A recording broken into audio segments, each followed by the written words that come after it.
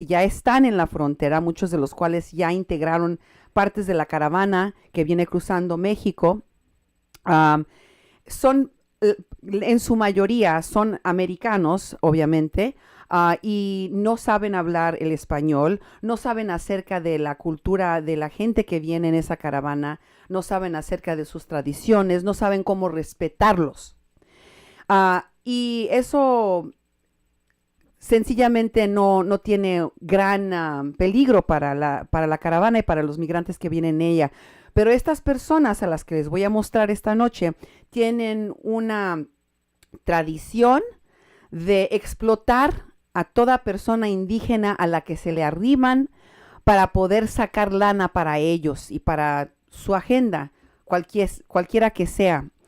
Lo que yo he podido reportar es que han hecho muchos daños en el camino, han dejado a personas lesionadas, a personas violadas, a personas en hospitales, a personas que simplemente les quitaron su dinero de alguna manera y se forraron ellos sus propios pantalones. Entonces let me start off by talking about where Lewis, the person I told you, has just, if you did watch us try to initiate this program earlier, you can find our initial run of this program on our Facebook page on 88.1 FM Fargo Moorhead. That's correct. And we played a video of Louis Moncevias, one of these con men who is currently at the southern border. Well, at least he was recently at the southern border in the area of, he claims, Kelsey Warren's house. I'm not going to play that again, but let me just tell you that he said very clearly that he is smuggling people, but he didn't call it that. He called it human trafficking, and he repeated it like 3 times. Yep. In addition to that, he claimed that he was there to help people cross, to show people where they weren't going to be building the wall, to show people that he wants everyone to have a different view of human trafficking, and that the way that he did it, the way that his family did it, the way that his associates did it, it was a money-making business. And so, once again, Louis Moncevias and many of these people confess to crimes on their videos, telling people that they're doing these things. Si ustedes se llegan a cruzar con algunos de estos individuos que les prometen o les dicen que les van a ayudar, ya sea a llegar a la frontera, llevarlos a Tijuana, por ejemplo, que es uno de los lugares a donde están tratando de acorralar a todos los que están en la caravana, no les hagan caso y no les tengan confianza. Yo sé que algunas personas ya han llegado a Tijuana y se han estado confrontando con grupos de odio que están allí para atacar a la caravana que viene llena de gente inocente. This man should not be allowed to go anywhere near these migrants because he poses a danger in that he is so ignorant. He might just get someone arrested. And a lot of that is exactly what we've seen, as you all may recall. That's exactly what happened to Kathleen Bennett, the Kathleen Bennett case, right? Right. So Lewis, in that video that I'm not going to play again, said he was going to be sitting at the Rio Grande and helping people cross, but that's not where he is now. Turns out he went back to Austin. Here's his post about how, is that it? Austin? Yep. Oh, okay. That he says, I should be there. He means in Tijuana. This is the time to pull together to be part of history. History? What does he think? This is the first time people have crossed the southern border? I guess. In large groups? Because it isn't. This happens all the time. He thinks it's going to be historical because he's going to make it about him. Este ingreído piensa que el mundo da vueltas alrededor de él. Él va a hacer historia para ir a ayudar a los migrantes, según él. Who's down in my Austin area? I can't do this alone. He can't seem to do anything alone. Yeah. He's always asking for money. That's one for sure. Here he is talking about Tijuana, the next one. And he says, anyone want to drive to Tijuana? So he is for sure going to Tijuana. And in this next link, you can see what this and many of these other phonies are really up to. PayPal me, manden mi dinero, necesito dinero porque voy a ir a ayudar a la caravana.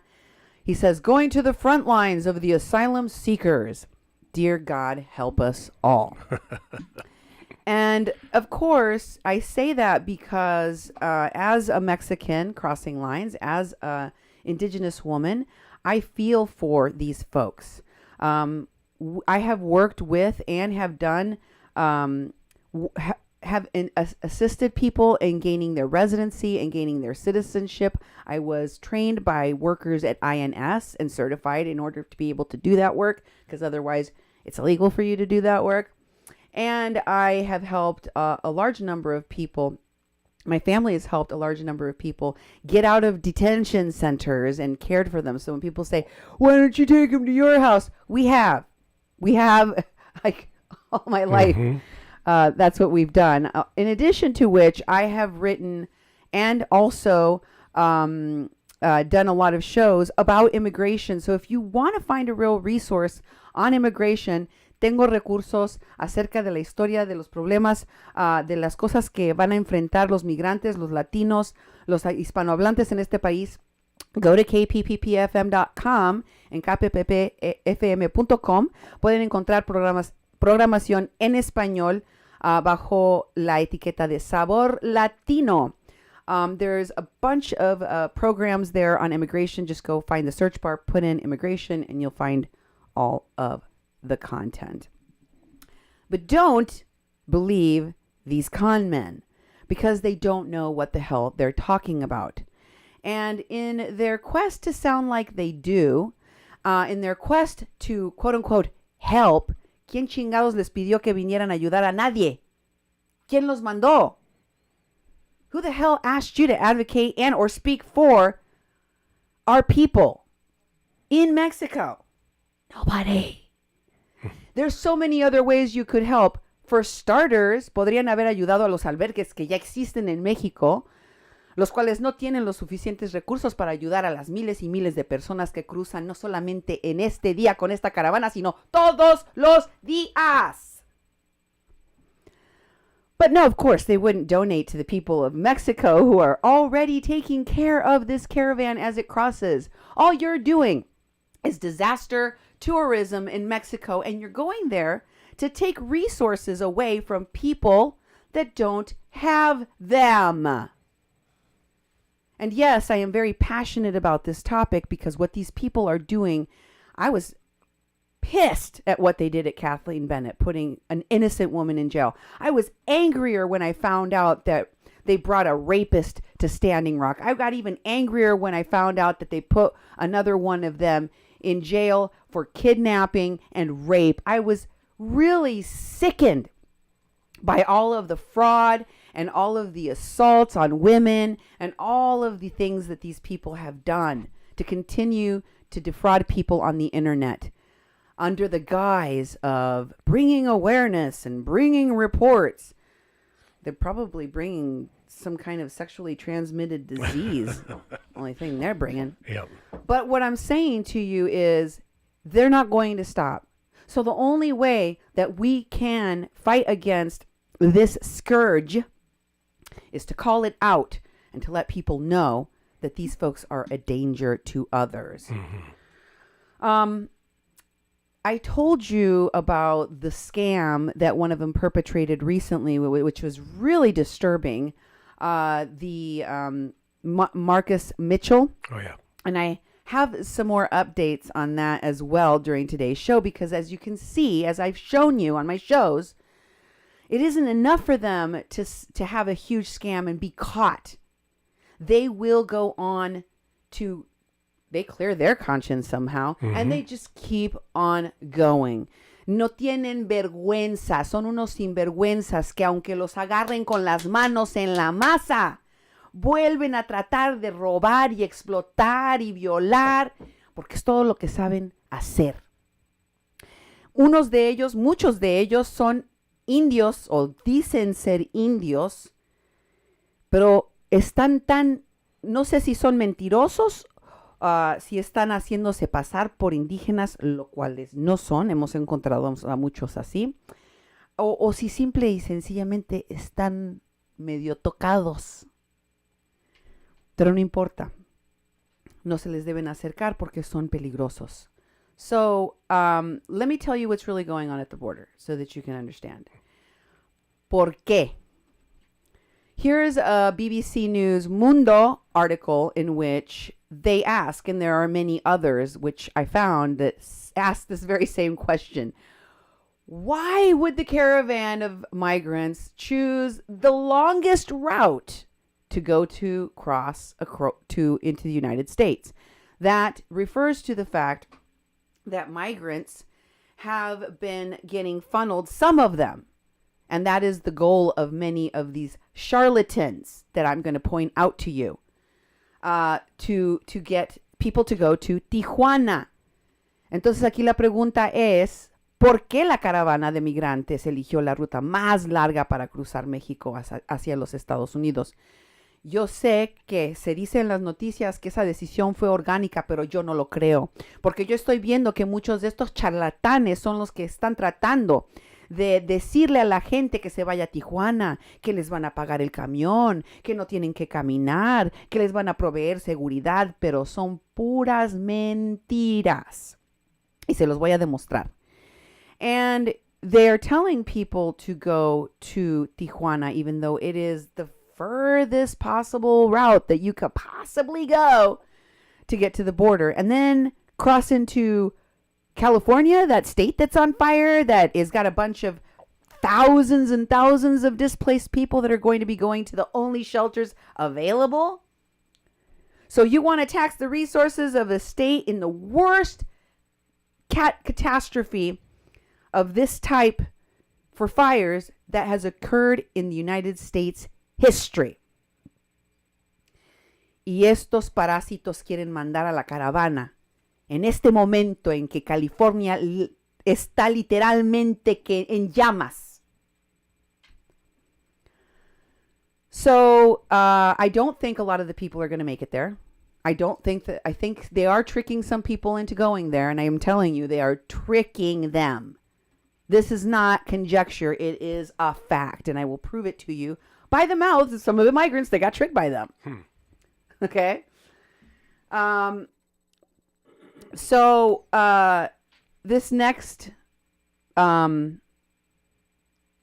that I'm going to show you illustrates another point that they have found, and that is that all of a sudden there is this surge of anti-immigrant groups that just is popping up out of nowhere. Nobody understands, because you have to remember, people have been migrating across Mexico for as long as immigration has been happening. Mm-hmm. This isn't a new phenomenon, and people that treat it like that are trying to make you ignore the fact that this happens all the time.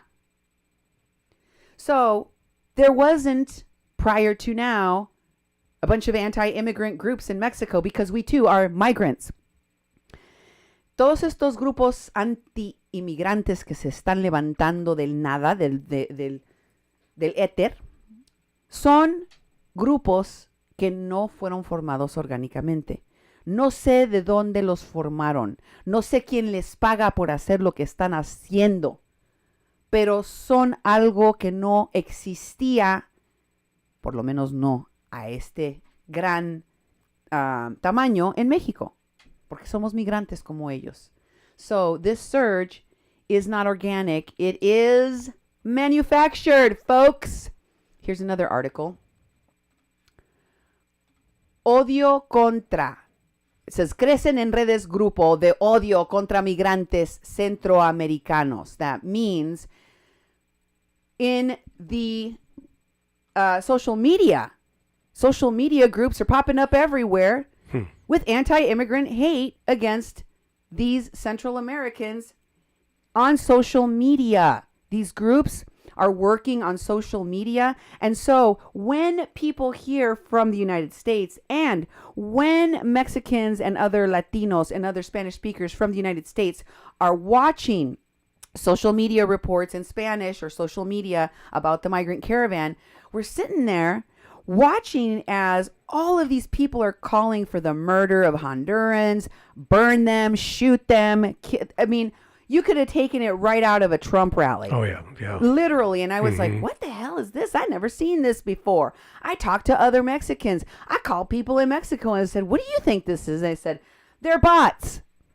They're bots. I don't know, sock puppet accounts that are... They're creating this hate. They're creating an illusion that the Mexicans hate these people and want to get rid of them. And so that is what is causing these folks to experience these protesters in Tijuana that are attacking them. Y por eso precisamente es que en Tijuana se están viendo estos grupos anti-inmigrantes que salieron del nada y que están atacando directamente en protestas y en jaloneos y a pedradas a los recién llegados migrantes que están en la frontera, esperando tratar de cruzar.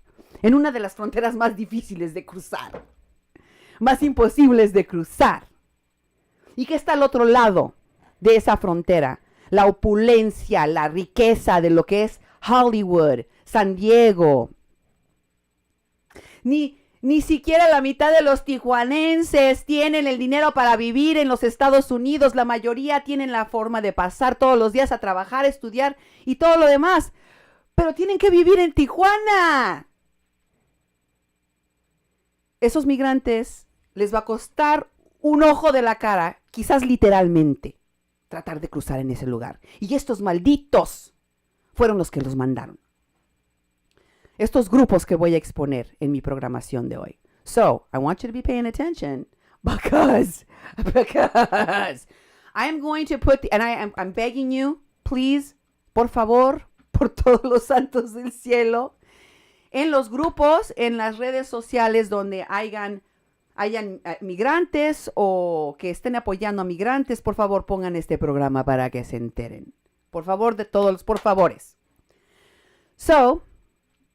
So we're talking about, and by the way, I have already done this on some of these programs, which is why I am translating this show as I go. Because I can do that. So we move on. And by the way, I'm not going to even show you some of the examples of, well, maybe we should. Put that audio back up and then go down a little bit so you can, just to give you a taste of some of the stuff that I was seeing too. And I was like, what the hell is this? Haz patria y mata a un hondureño invasor. Este es el tipo de que nunca se había visto un odio así tan asesino, porque pues de qué otra forma se le puede llamar. Purga, like the purge. That's what that means. And then there's a guy wearing an anonymous thing. This is some sick stuff. And again, I want you to know, I think that this just feeds into the rhetoric of the right of the GOP and of President Trump himself, of all of the immigrant haters in America, which say, hey, guess what? The Mexicans, they don't like the immigrants either. They don't help the immigrants either. They deport the immigrants too. They have stronger immigration laws than we do. Well, let me tell you something. The people that make the laws and that force Mexico to keep immigrants that are crossing from Central and South America through Mexico, because that's the only way you can get in unless you fly in, is that they deny aid to any of those countries. And they have a specific deal with Mexico that if they throw somebody, you know what? If you deported somebody that came from Africa or somewhere in Europe or on the other side of the planet and just threw them over the Mexican border and said, good luck getting home, we would be up in arms about that. But that is exactly what they do to anyone from Latin America. If you cross that southern border and get into the United States, no importa que seas hondureño, guatemalteco, ecuatoriano, no importa ni siquiera que seas de la República Dominicana, no importa de dónde seas. Si eres indocumentado, te avientan por el otro lado de la frontera y hay que te las resuelvas tú solito, a ver cómo llegas a tu casa. Y la mayoría de las veces te avientan sin dinero, sin papeles, porque te quitan cualquier identificación que tengas y no te la regresan. Eso es lo que pasa cuando deportan aquí, porque son muy malvados y porque son muy racistas. Okay? So, people know. People know what's really happening. Now, let me show you. The next one here is a group, one of the many groups that I am seeing in Tijuana on the Mexican side that are starting camps. Why are they starting camps? Well, you might say, well, they have a lot of overflow, right? ¿Por qué necesitan campamentos? Bueno, cuando hay una gran caravana de miles y miles de personas, se puede uno imaginar que no va a haber suficiente espacio en todos los lugares de refugio para los migrantes, ¿verdad?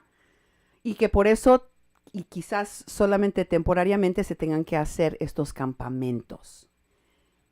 Y quizás eso sería cierto. Maybe that's a good explanation as to why you would need to create a camp, a temporary camp, because there's going to be no space in the inn, right? Mm-hmm. But here's what I find problematic about what these articles are telling us. Could you pop that one back up real quick? They are saying that they're informing the government in this headline. It says, advierten sobre instalación de campamento migrante afuera del PRI en Tijuana. They're going to do this outside of the offices of the PRI. You know what that stands for? Partido Revolucionario Institucional. That means the Republican Party, the conservative party, basically. Mm-hmm. And they're right in front of their offices. We're going to put a migrant camp. Wow. That would be like when Martin Luther King, do you know what I'm doing? You know, when they were going to have a poor people's camp outside of the White House, and that's when they assassinated him. Yeah. So this is a move. I don't know if you noticed that this is a move, but it is a move. It's a strong move, okay? And it's political.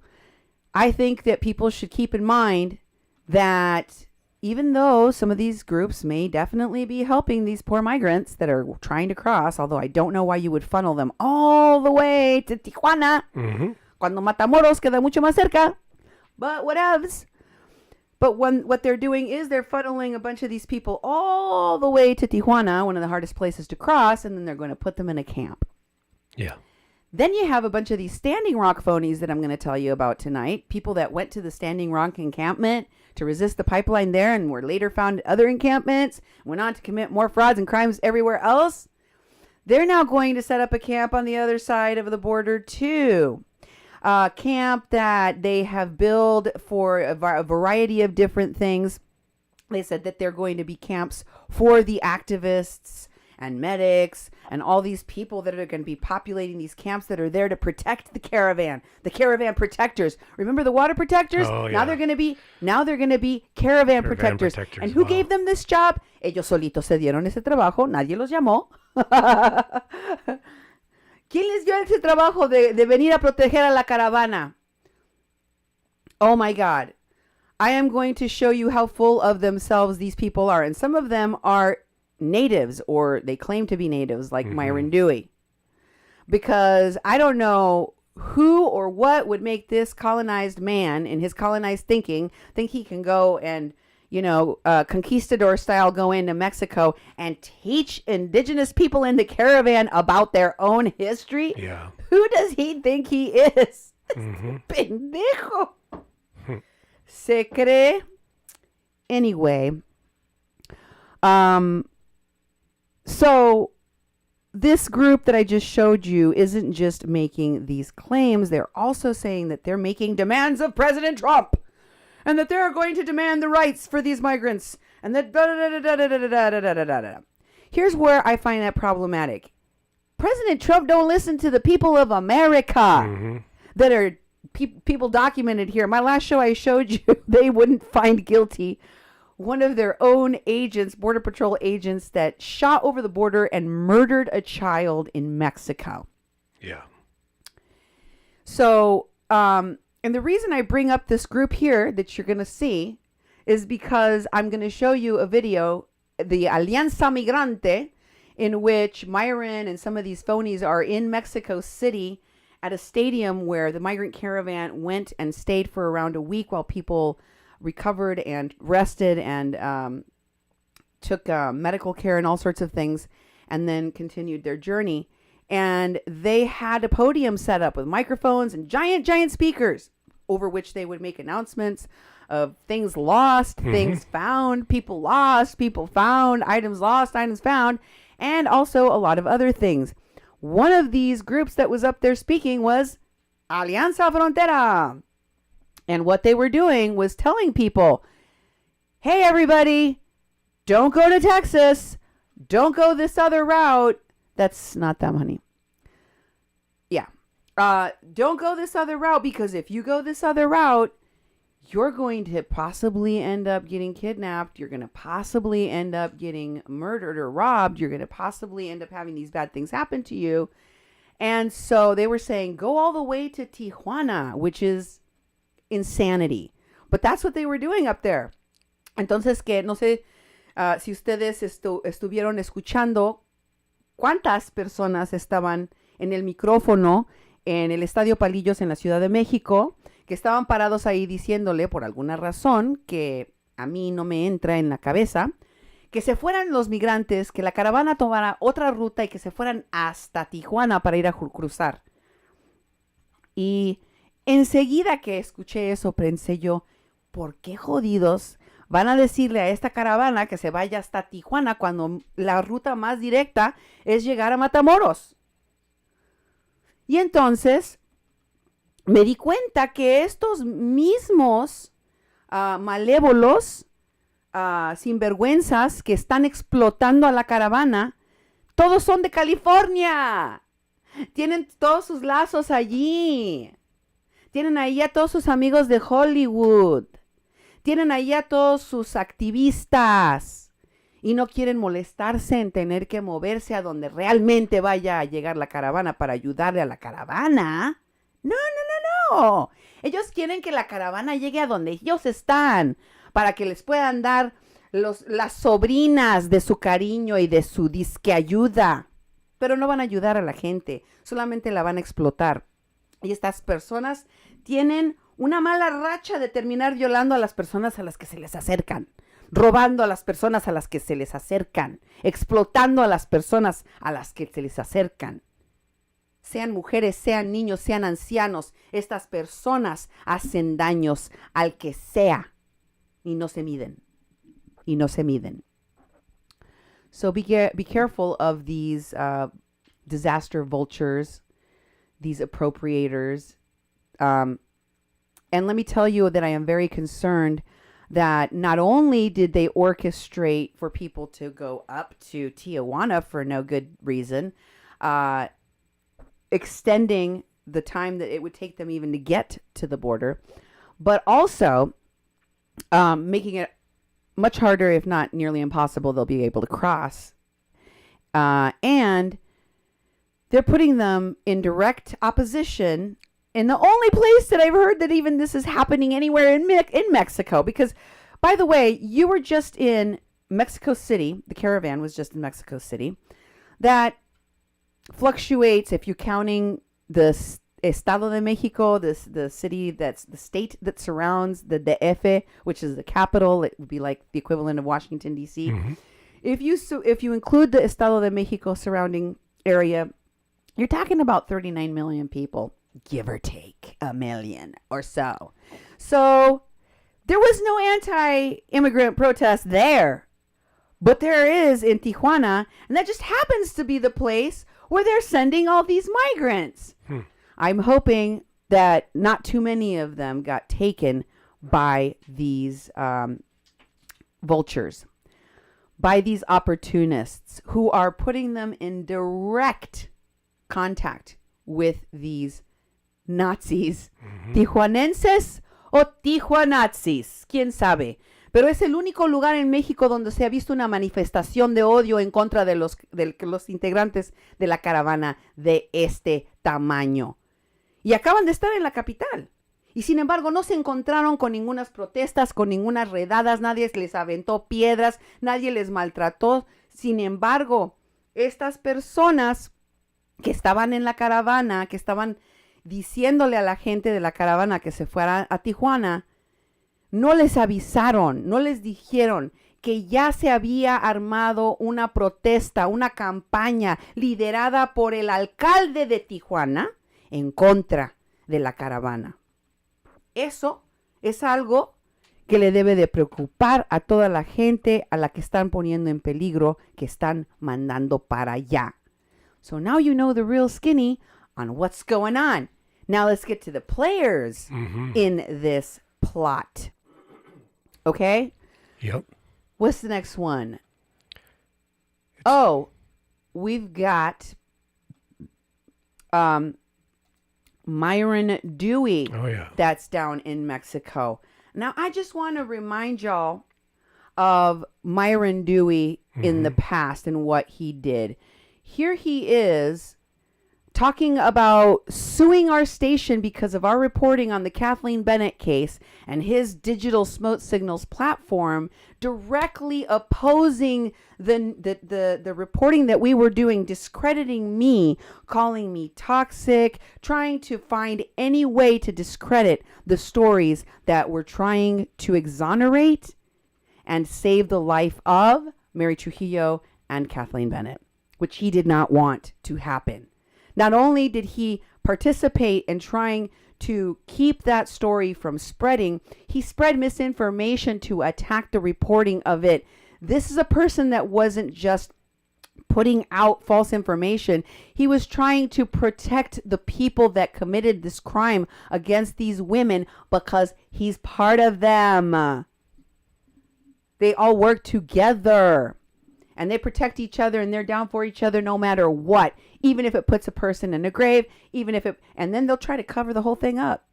That's what they've done in the past. That's what they're doing now. I just want to remind you, for those of you who forgot, this was when he was talking about suing our station and inviting people, telling them that he was talking to the lawyers of the WPLC and that they were going to do a class action lawsuit for defamation of character and slander and libel.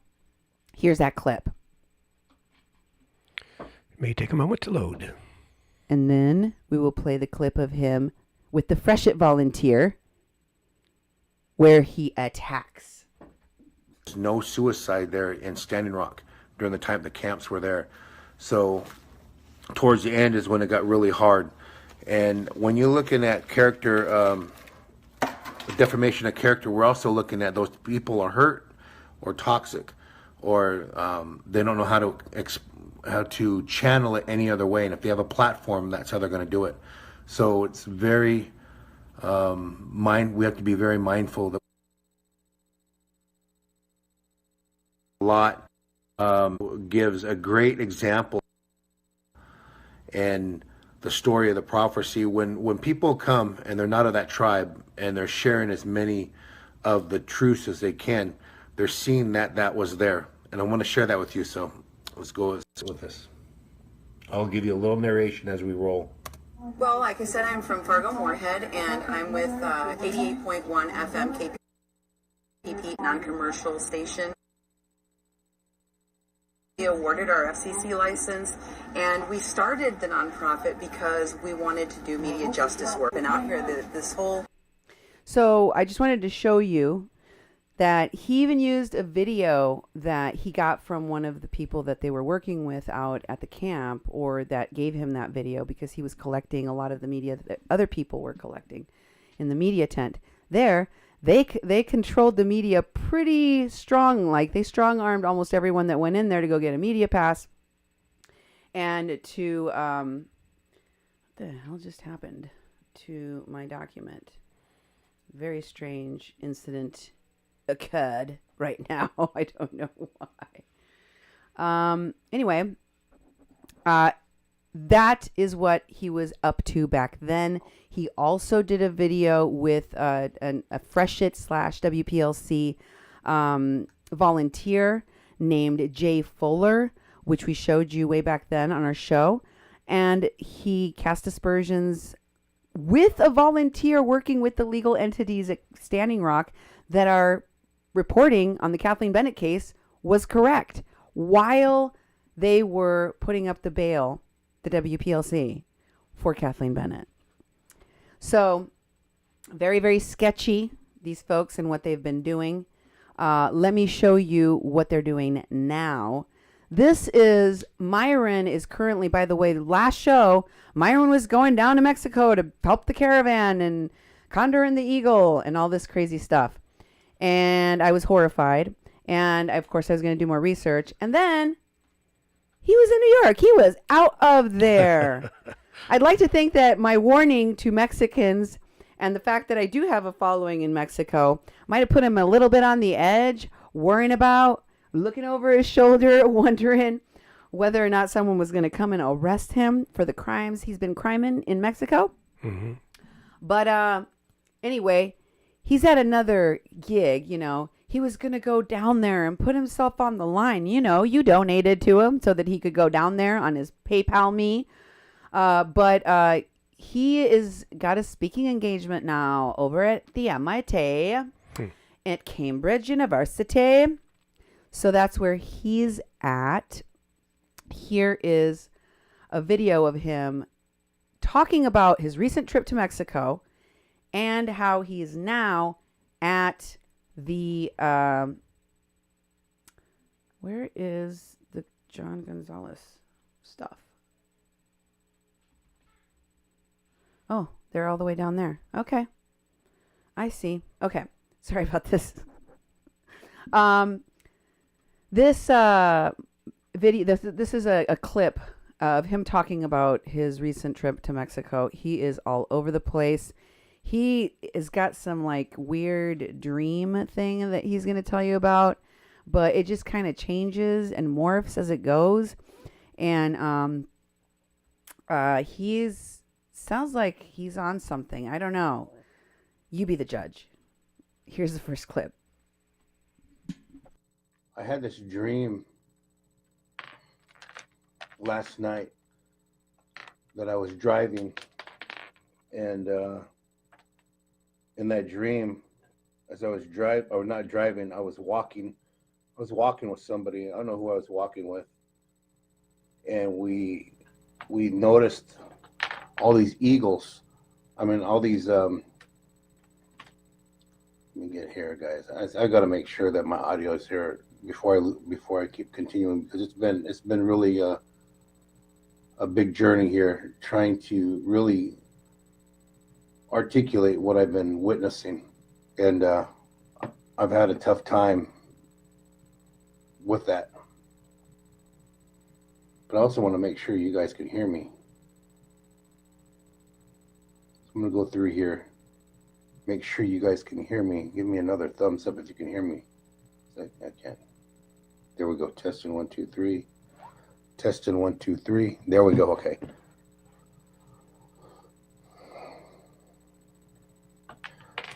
So last night I woke up in the middle of the night having dreams.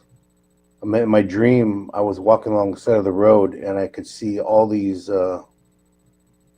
owls that were trying to look at us, and whoever was walking with me, and I can't remember who it was telling me, "Hey, look at all these owls." And I said, you know, in our way, these owls are messengers. And I says, well, how many are there? And they're like, well, just take a look. And I said, I don't want to look. And and I just said, just keep walking and face straight. But at my peripheral vision, as we were walking, there was these owls all on each direction, and I can tell that there was hundreds of owls, and I was really, I didn't think about it this morning when I woke up. I go, well, that's a really weird dream, and it just kind of felt weird, and so I just was preparing for the screening of Awake, and I started to share something that was really, really different, or the questions that were being asked was that I don't think Standing Rock was the preview to the movie because of the training. I felt it was a training ground that was used on the indigenous people. And with having Border Patrol there and all these different government agencies and also high elevation drones, and the type of militarization and how the officers were being trained, I really, going across the border really opened my eyes to a whole nother level of militarization. And I started to tell them that I'm imagining that concertina wire is going to be laid through the border. And if they've got to, we've seen low budget militarization. Corporate militarization is what we've seen. With the money that the Dakota Access Pipeline, Kelsey Warren, had to hire mercenaries, and what they did to kind of armor in their drill pad, and I remember thinking, if we had an unlimited budget, why not put shipping containers there? And I was just thinking about those things, that's what this agenda seems to be, politically motivated agenda, that we're going to start to see a high level of militarization along the border, but we're also going to see an excuse to build this wall, a political excuse to build this wall. And the thousands of relatives that I've seen cross in Mexico City, walking, and the women and the children, and a few that were handicapped, and the elders there, it made me really think about, when people were making comments, making jokes, and I was hearing stories of people being kidnapped down there, and how they're kidnapped, and then whether it's sex trafficking, organ harvesting. Can you believe that? Organ harvesting, and the sex trade, kidnapped to do work, and the different types of people that were down there. What I also took pictures of, was militarization. I took pictures of things that I witnessed that just didn't seem normal. It seemed out of place for me, and I didn't, down there it seemed normal, and I'm still trying to really comprehend what I seen. I mean, this was normal down there. This was normal down there. That was normal for people to see that. Wasn't normal for me, and definitely, to see we were going behind a ship, a diesel that had a whole bunch of people in it, and that is not normal to me, or to pull up to pay your toll booth, and this is what you're seeing. That's not normal to me, and it just kept getting, it kept escalating, It was like, and I'm seeing this heading south. I mean, that's not normal to me. Military vehicles stacked up. This is a little bit different, and the places that I went, this is where I was at in, so we went different places. I wanted to go to the source of what I was seeing and I wanted, going to Mexico City was where the caravan was at. The first one from Honduras, and the next one was coming in from San Juan, and I wanted to go all the way and see where it was at. And here's where I was at. You guys, if you can see that, it was right here, and where the little blue dot was. That's where I was at. That's actually, I think, Nevada is a yellow dot.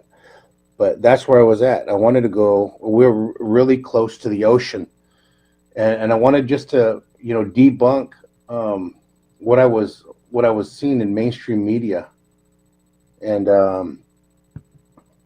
it just got really, really sketchy. Just going in this area of cartel and being told by the locals to be careful, and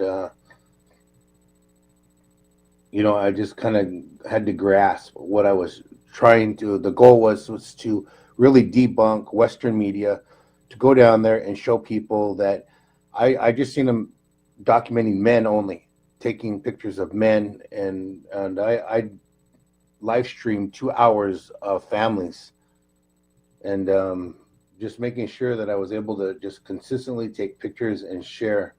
But we stopped and got gas. And here's what I saw when we stopped and got gas, And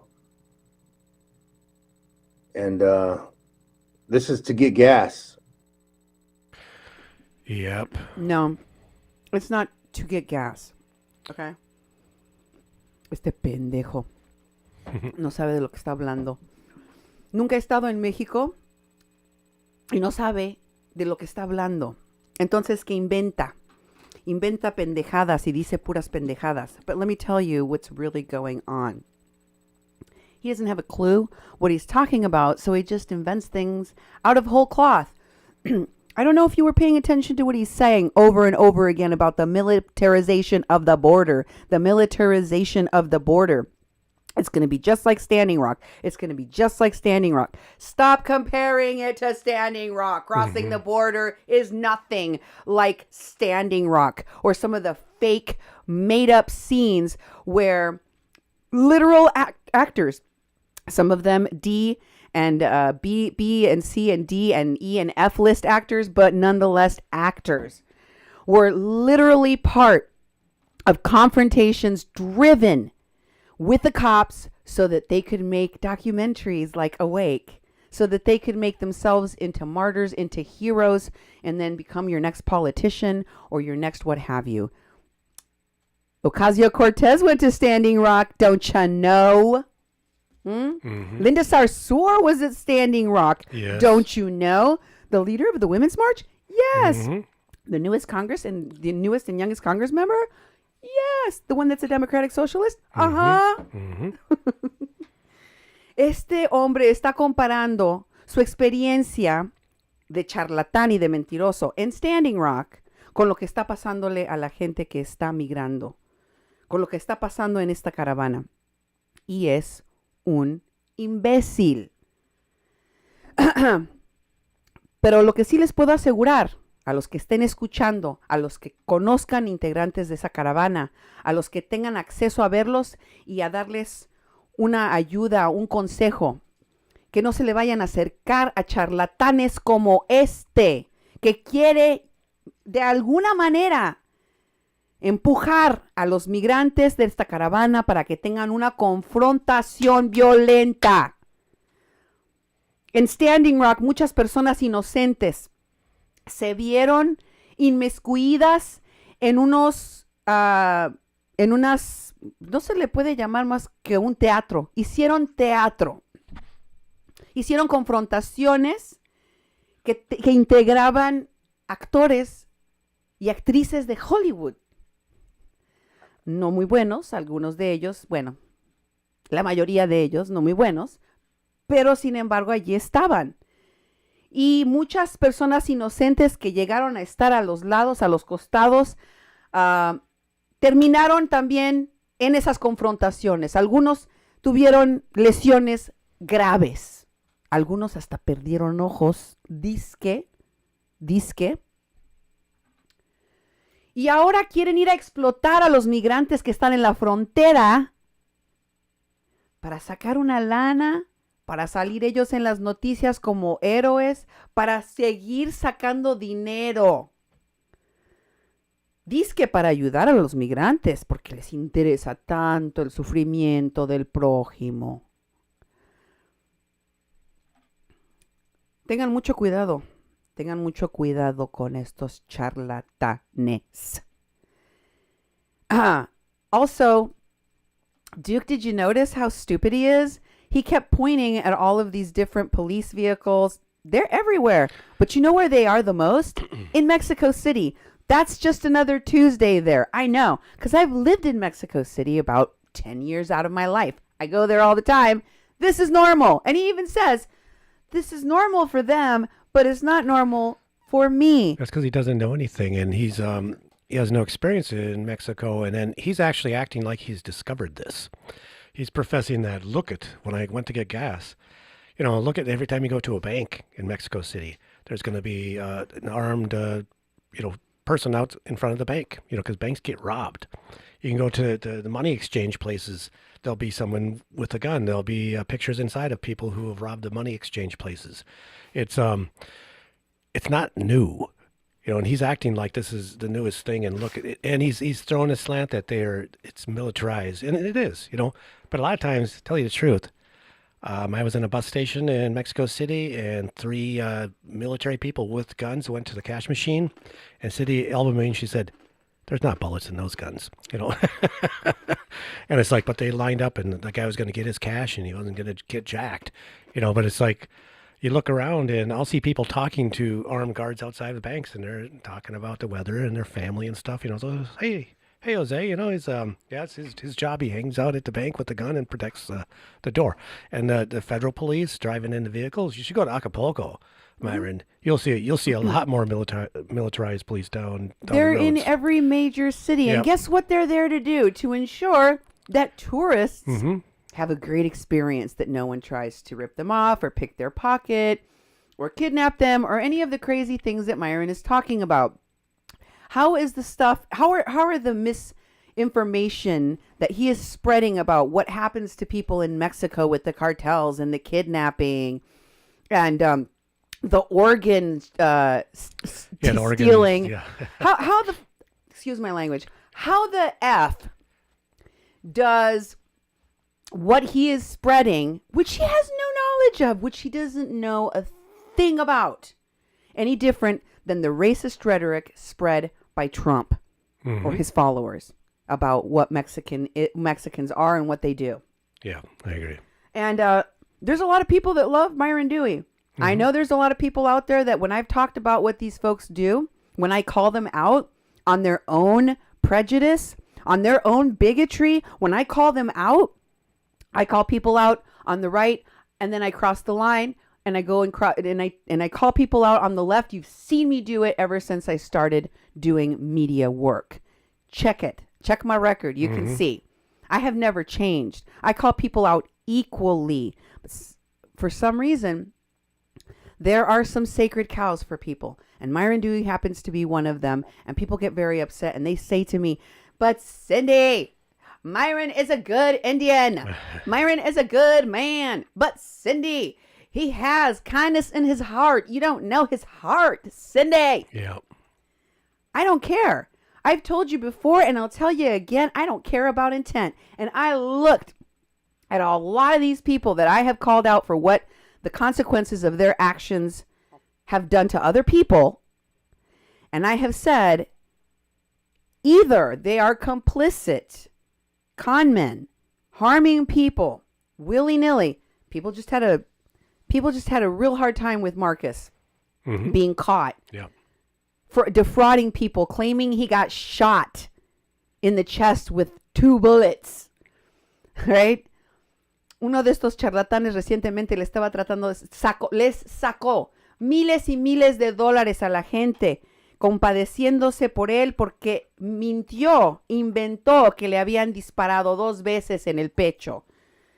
Y yo descubrí y les dije a todos mis oyentes lo que hizo y se los demostré.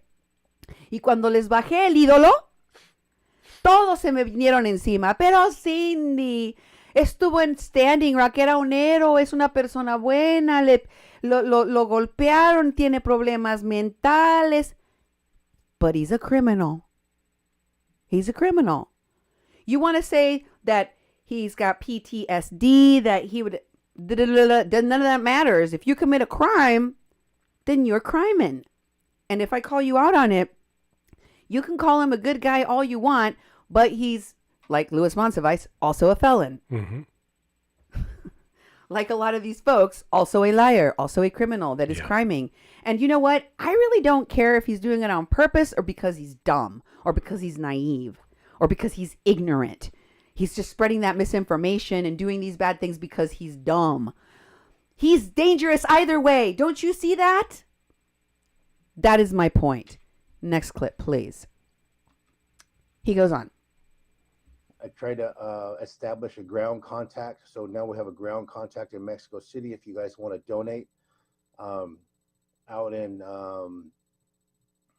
along the border in California, there is an awesome woman. Her name is Birdie, who is helping up there, and she's been helping, and she's, needs help, and it's getting colder, so they're going to need coats. And I think, this is the time where you reach down and find out what it means for you to be in solidarity, what it means for you to be a good relative, and to dig deep and just your what you can do as being a good human being to each other, a good neighbor, regardless of your political issues, religious issues, or historical trauma, or any hurt that you may have from your ancestors of what they brought down. This is a time where we say, you know what, we have to start really focusing on how do we be as one. And as we see in that Standing Rock with a worldwide unity, how do we do that here again? Because what we're seeing is militarization. This president hasn't even taken the chance to go down and walk with these people and to see what's really happening. There is going to be a collaboration between this militarization on both sides of the border. I can see it happening. I think Mexico, I feel like they're going to get forced into making decisions and not help their relatives, and the doors are going to close at the stadium. And I don't know exactly when that may happen, but eventually, you have that many people coming in, and there's not really, to me, it didn't seem like there was a whole lot of media around. There's needs to be more media on the ground, and so get your passports. And I just drank bottled water over there, away. So if you're community journalism, you do community journalism. That's what I really hope that Digital Smoke Signals is seen through Indigenous eyes as community journalism. And so you can, if you have help, fly down there and check it out for a week. If you can go for 2 weeks, walk with the caravans and be self-reliant. It was 90 at San Rodriguez Clara, and 90 degrees. And, I'm up here in New York now, and it's cold. It's really cold. So you don't have to dress really cold down there. You can rent a car for like $37 a day. It's not expensive. I was using hotels.com. You can find hotels. I would recommend not staying in the one that are 5-hour hotels, because you probably know what those are.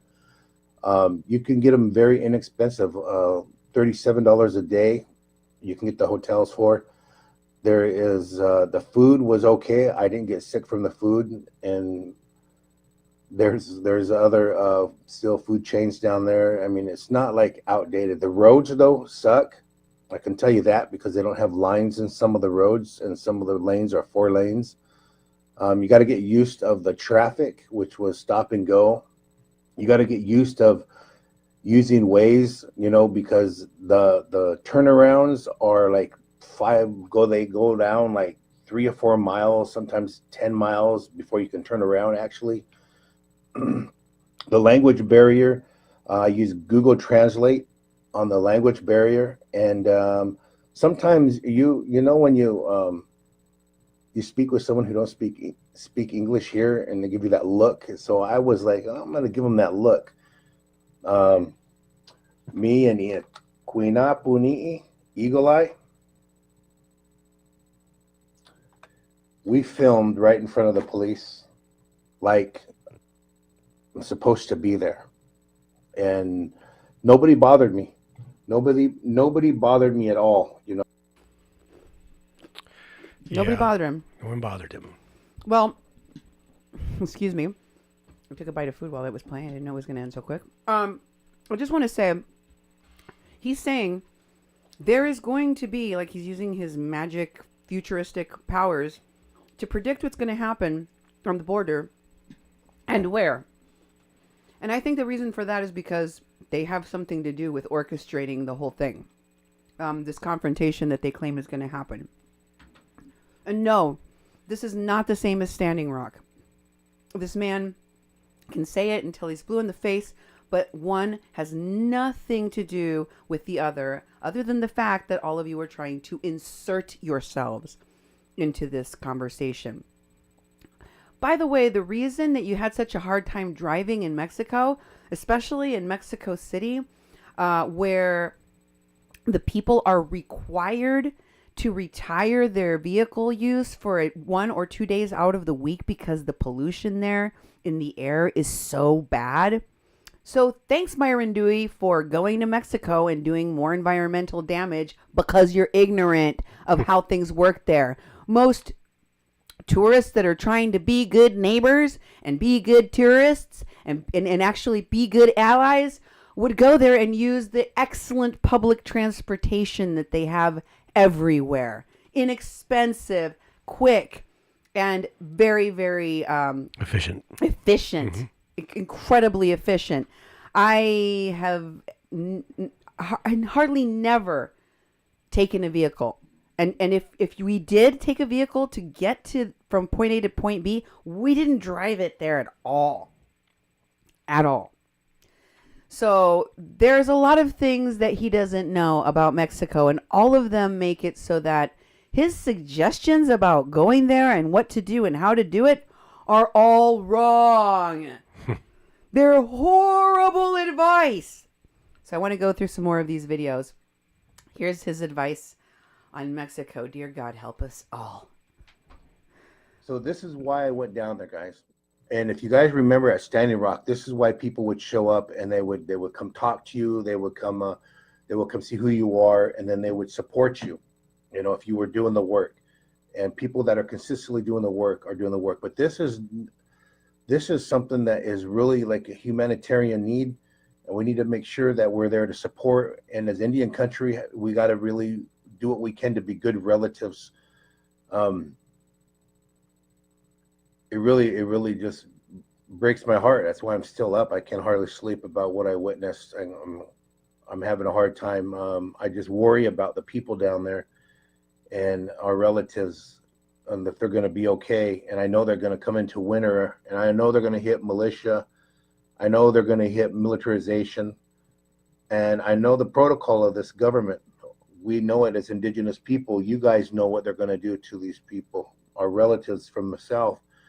You know what they're going to do. They're going to rubber bullet them. They're going to mace them. They're going to percussion grenades. That's what I'm worried about. That's what's hitting me, is the things that happened to us on Backwater Bridge out in 1806 from Kirschmeyer, Morton County Police Department, the guy that got reelected.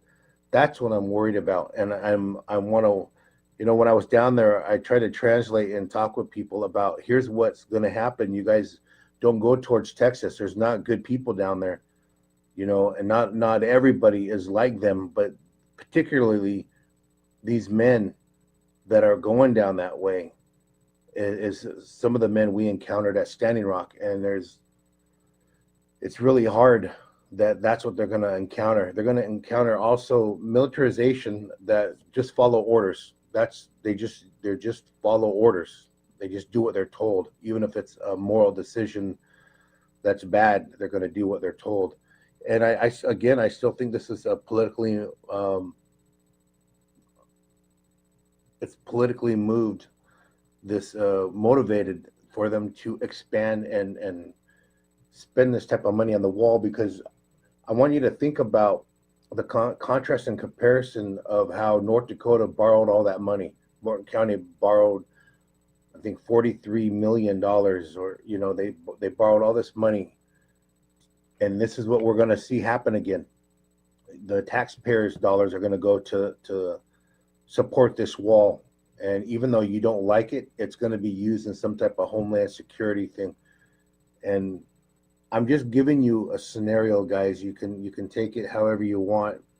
I documented the first militarized camp at Standing Rock that was above up on the burial sites. And I documented also the second militarized camp that was at Custer's camp, Fort Rice. And I watched the militarization with the National Guard there. I watched, you know, documented the mercenaries. I documented the militia. I documented, you know, the FBI and the infiltration. I warned them that your own people will be the infiltrators. Your own people will be walking amongst you, and how to spot them, how to look for them. As the screening we had tonight, you know, we had two people in there that we also could see they were undercover, and that was brought to my attention too. They're everywhere. So yes, they went to Cambridge. Undercover police went to Cambridge to watch Myron's crappy film. Yep. By the way, if you want to know who all the infiltrators were at Standing Rock, watch the movie Awake on Netflix, available now. You can see every criminal and phony that was involved in the Kathleen Bennett case, plus many more that we didn't tell you about. They were documenting their crimes, and they put them on a film. Anyway, and I guess a lot of that stuff was staged. I mean, it was literally staged. They had specific people pull specific stunts to cause confrontations between the cops and the actors, like literal actors. Here's a fun game. Here's a fun game for you. I suggest that you go and read, because they did one great thing in the movie Awake. This is one thing I will give them high props for this. They had everybody that participated in that film. I think they might have missed one person. I'm like, oh, they didn't put him in the credits. But everyone was in the credits, plus all the people that helped them, plus people that funded them, plus they made sure to put credit everyone. Now, go through the credits, and for humans, not organizations, put them in Google and check out if they have an IMDb. You'll be shocked and amazed with the results. Yeah. I've shown you here on my show how that's true. But let me just say this. Don't you think it was weird and eerie? He was going, I was telling the people in the caravan, this is what's going to happen to you. And you're going to have this confrontation, and it's going to be violent. I don't know if this is part of his fevered wet dream, or if he's predicting this future for these people because that's what he's going to do to them, or that's what they're planning at these camps that they're making along the border. Either way, it doesn't sound very nice for that caravan. I'm concerned about that. And I'm also concerned about Myron Dewey's ego and his mental status, thinking that he can go and educate indigenous people that have a much closer connection to their indigeneity tradition and language than he does about who they are, about themselves. ¿Quién te crees que eres? Para decirle a la gente de la caravana que no, cómo recordar que son indígenas. Porque tú lo sabes más que ellos. Hazme favor. And I think that his admonitions are about what these groups I'm going to share with you are planning on doing at the border. Here's the next clip. And bring plenty of money when you get there. If you're driving to like San Juan Rodriguez Clara, then you're going to hit at least 15 tolls along the way, which is like $6 a toll. And me and David, he was, we came up. I ran out of money. And the bank had charged me $50 at the Holiday Inn to withdraw $50, and I did it 3 times, and it took out $150, and I couldn't, and I over exceeded my my credit card, so I charged too much on that. But we just happened to run. I don't even know how it happened so fast, and we didn't have any money, and we were at that last toll, and I told him, just run it, man. Just run it. Go around. Those cars are going by. Just go by, run it. What can they do, you know? And we did. We took off and we went around and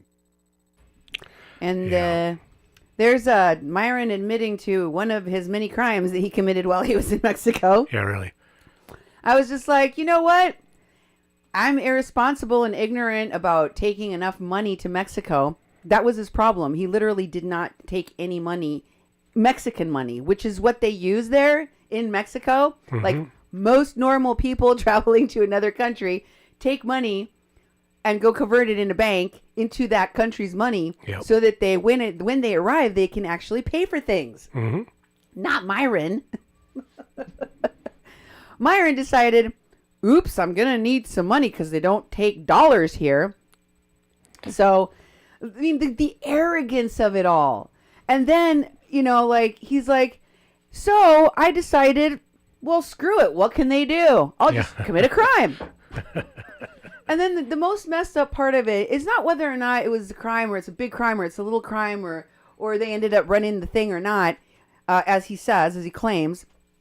What matters is his state of mind, that he just thinks that he's entitled to do that.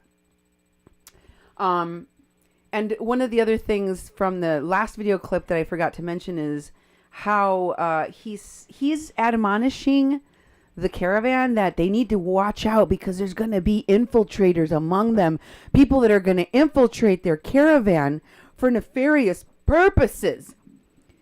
And I guess he would be the expert at that since he hung out with a lot of the people that infiltrated Standing Rock and continues to befriend them and work with them on things like this. This is their work, exploiting disasters and victims of disasters and exploiting vulnerable people at their most vulnerable hour. There a phony will be, pretending to be a marshal, an EMT, what have you. Here's another one of the clips of that video. There's many people gathered in the United States, and they're going to meet along the border during Survival Day, which is, again, for many Americans known as Thanksgiving. So that is the action that is going to happen across the United States, is to meet down there during that week. And as soon as the flyers come out, then, you know, I'll post them as well, and you guys can share them how you want to support in Texas, Arizona, California, along the border. If you're in Mexico, how you want to support. I would encourage the vets to go and walk with the relatives coming up and give them that media support as well as ground support. Oh, that sounds like a brilliant idea because there's not already enough military at the border. Why don't the vets go out there and just flank them on both sides? What the hell is this? Este pendejo está llamando a militares a que acompañen a la caravana de migrantes. Esta persona puede que sea simplemente sea un farsante, un ladrón, un mentiroso, etcétera, y que lo haga con toda la intención de mal, o puede ser que es un pendejo. De cualquier forma, es peligrosísimo este hombre y todas las personas que le rodean. Ojo. So, beware of this guy and his ideas of what needs to happen, and warn others, warn people in migrant groups Anybody that you can, Mi Gente and Sin Fronteras groups, Without Borders groups, all of the support groups and for caravans, make sure that you let them know about these particular caravan con men that are going around and exploiting wherever the caravan might be or will be or is going. And in some cases, as I'm going to show you, they just showed up in Mexico, pointed their live streams at random people and said, there's a migrant from the caravan. How do you know? You can't talk to them. You didn't talk to them. They don't look like people in a caravan to me. Most of the time, they look just like the regular locals. And you're asserting that you're reporting on the caravan when you don't know. When you don't know even what you're talking about. A lot of this is just for show. Okay? Just like all of the stuff that Michael Marcus did, it was all for show. Marcus Mitchell. Marcus Mitchell. Yeah. And Michael Marcus. And Michael Marcus, yep. too. Mm-hmm. But Marcus Mitchell pretended to get shot in the chest twice and was dying. Like, he had like a cartoon character death. He's like, I want to die. I want to die. I don't want to die. Yep. That's what this guy was doing on a live stream that was shared by John Gonzales. Mm-hmm. Right? So there was a lot of people that are considered Standing Rock royalty, Standing Rock legends, heroes, the very leadership of the movement that were involved in sharing this fraud.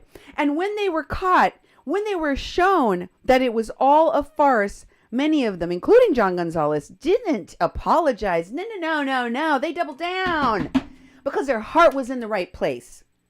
Estos sinvergüenzas, aunque los agarres con las manos en la masa, te vuelven a mentir por sus huevos. Porque quieren y porque pueden y porque son prepotentes. That's how they do. Next clip, please. Where we at? Eagle and the Condor Caravan. Okay. The other things they had made was little handbags that were actually made there with the so they can put things in them. And I'll grab it real fast for you guys.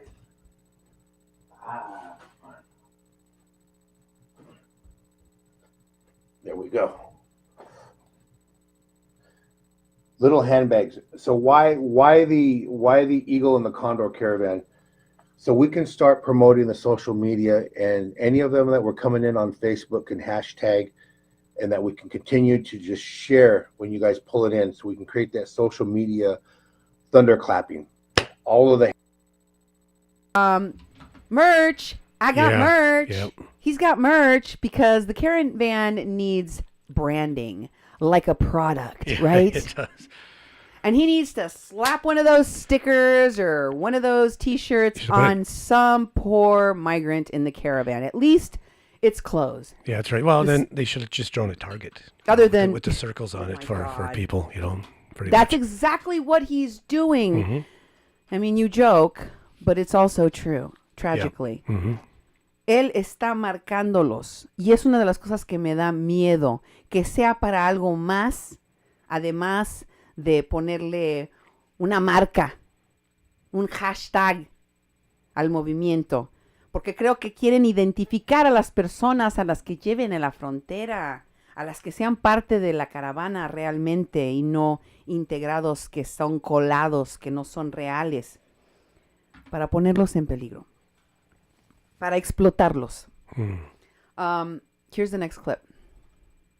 remind them the original history, if you go, of the indigenous people here too, and why the eagle and the condor prophecy is still exercised in, you know, our indigenous communities. And we recognize our relatives from the South. We recognize that they used to come and trade with us, predating conquistador contact and Western contact.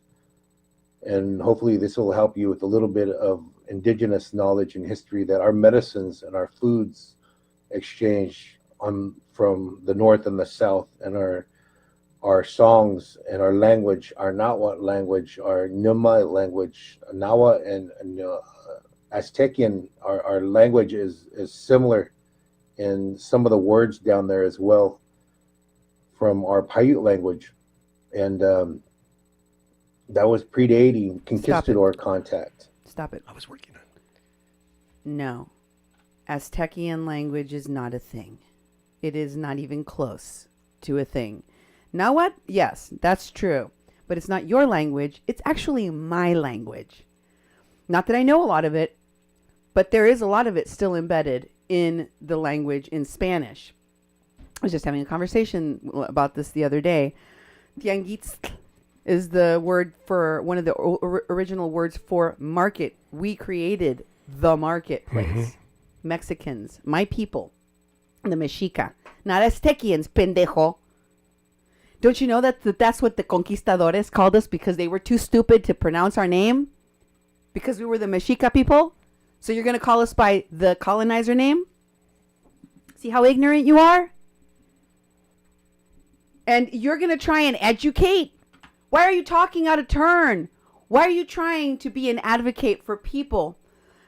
Okay, this was the same guy who attacked our station and this reporter because I was trying to expose that many of the people surrounding him who he was trying to protect had committed a crime, had kidnapped an elderly woman and left her in a hospital to die and framed an innocent woman that was facing 15 years in prison and never seeing her mother alive again.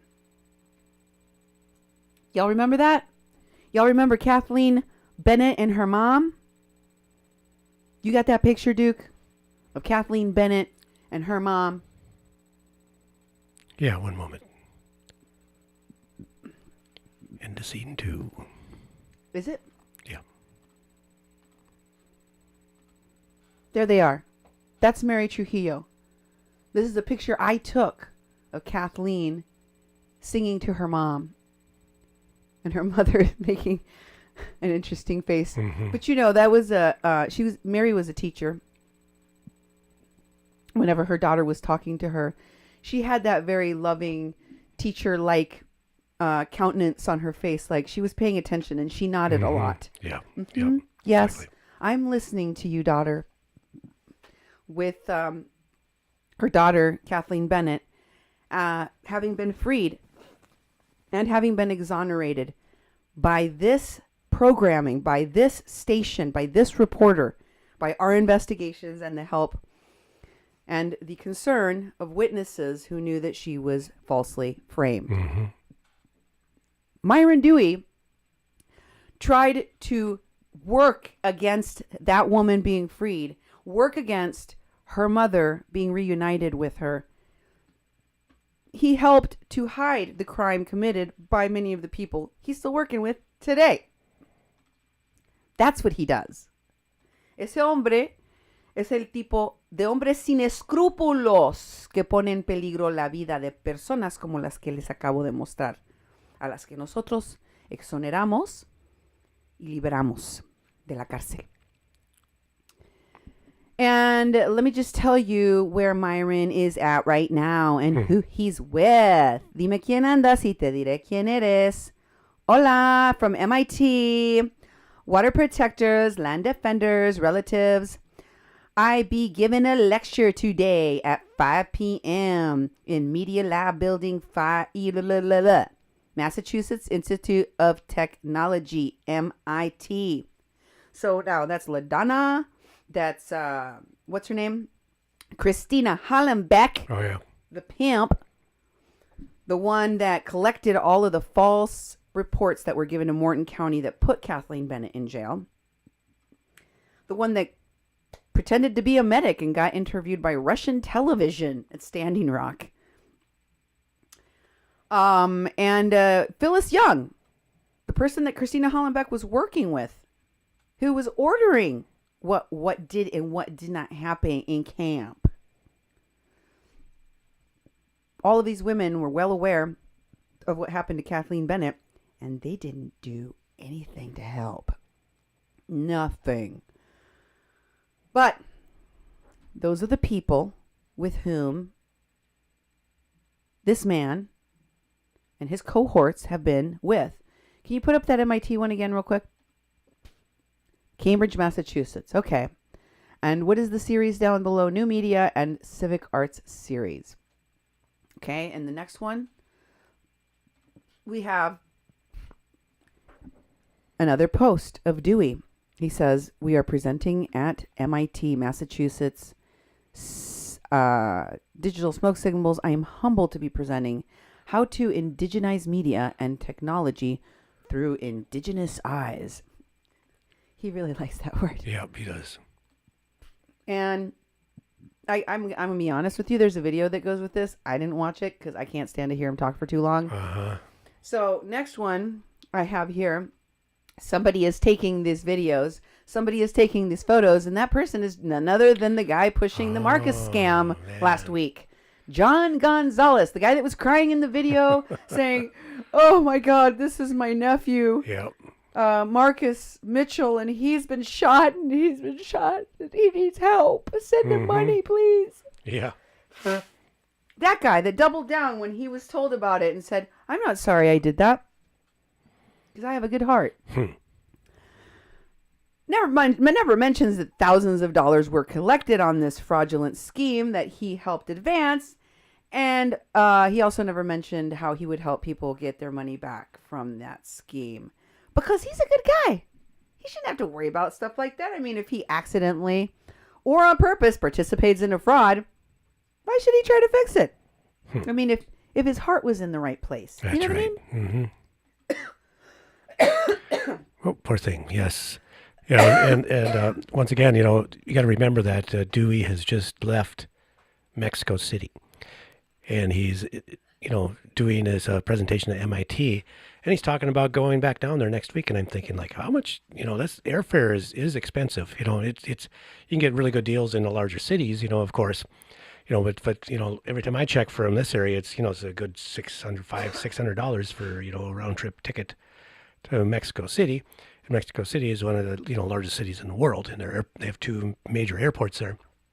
But this guy is traveling quickly. He's quickly out of Mexico, and now he's talking about going back. So it's like I call to question that, and also that he's, if you looked at the pictures of what he is presenting there at the MIT conference or whatever it was that he was there at, it has pictures of Standing Rock, and it has pictures of the Caravan. You know, his drone footage.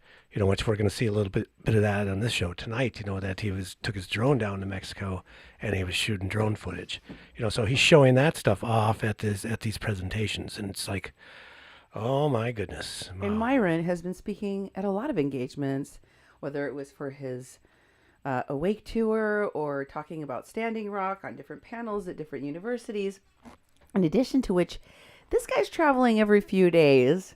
He's dropping several $1,000s every few days just because, you know, I guess he makes a lot of money off of these speaking gigs. I don't buy it for a minute. I think somebody is funding all this nonsense. And I think I've shown you some of the people that very well may be doing that funding. Marianne Thompson-Frank. Yep. Exactly. Okay, next one. Oh, wait, go back. Go back one more. Okay, the other person that's there with them is Dean Dedman, Shai Bidzell. Wow. The guy that dedicated the burning buildings at Standing Rock to this station. Yeah, that guy's there too. The guy that sounds like he's meth-addled half of the time. Mm-hmm. That guy, yeah. Mm-hmm. Next, you have a picture of all of them. Look, they're showing their Ernesto Burbank relatives in prayer tattoos.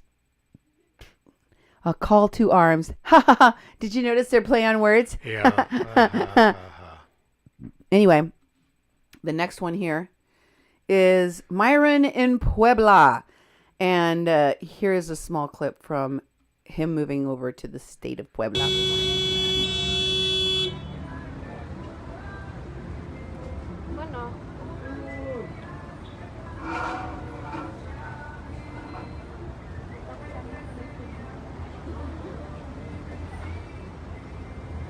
Hello, relatives in all the four directions.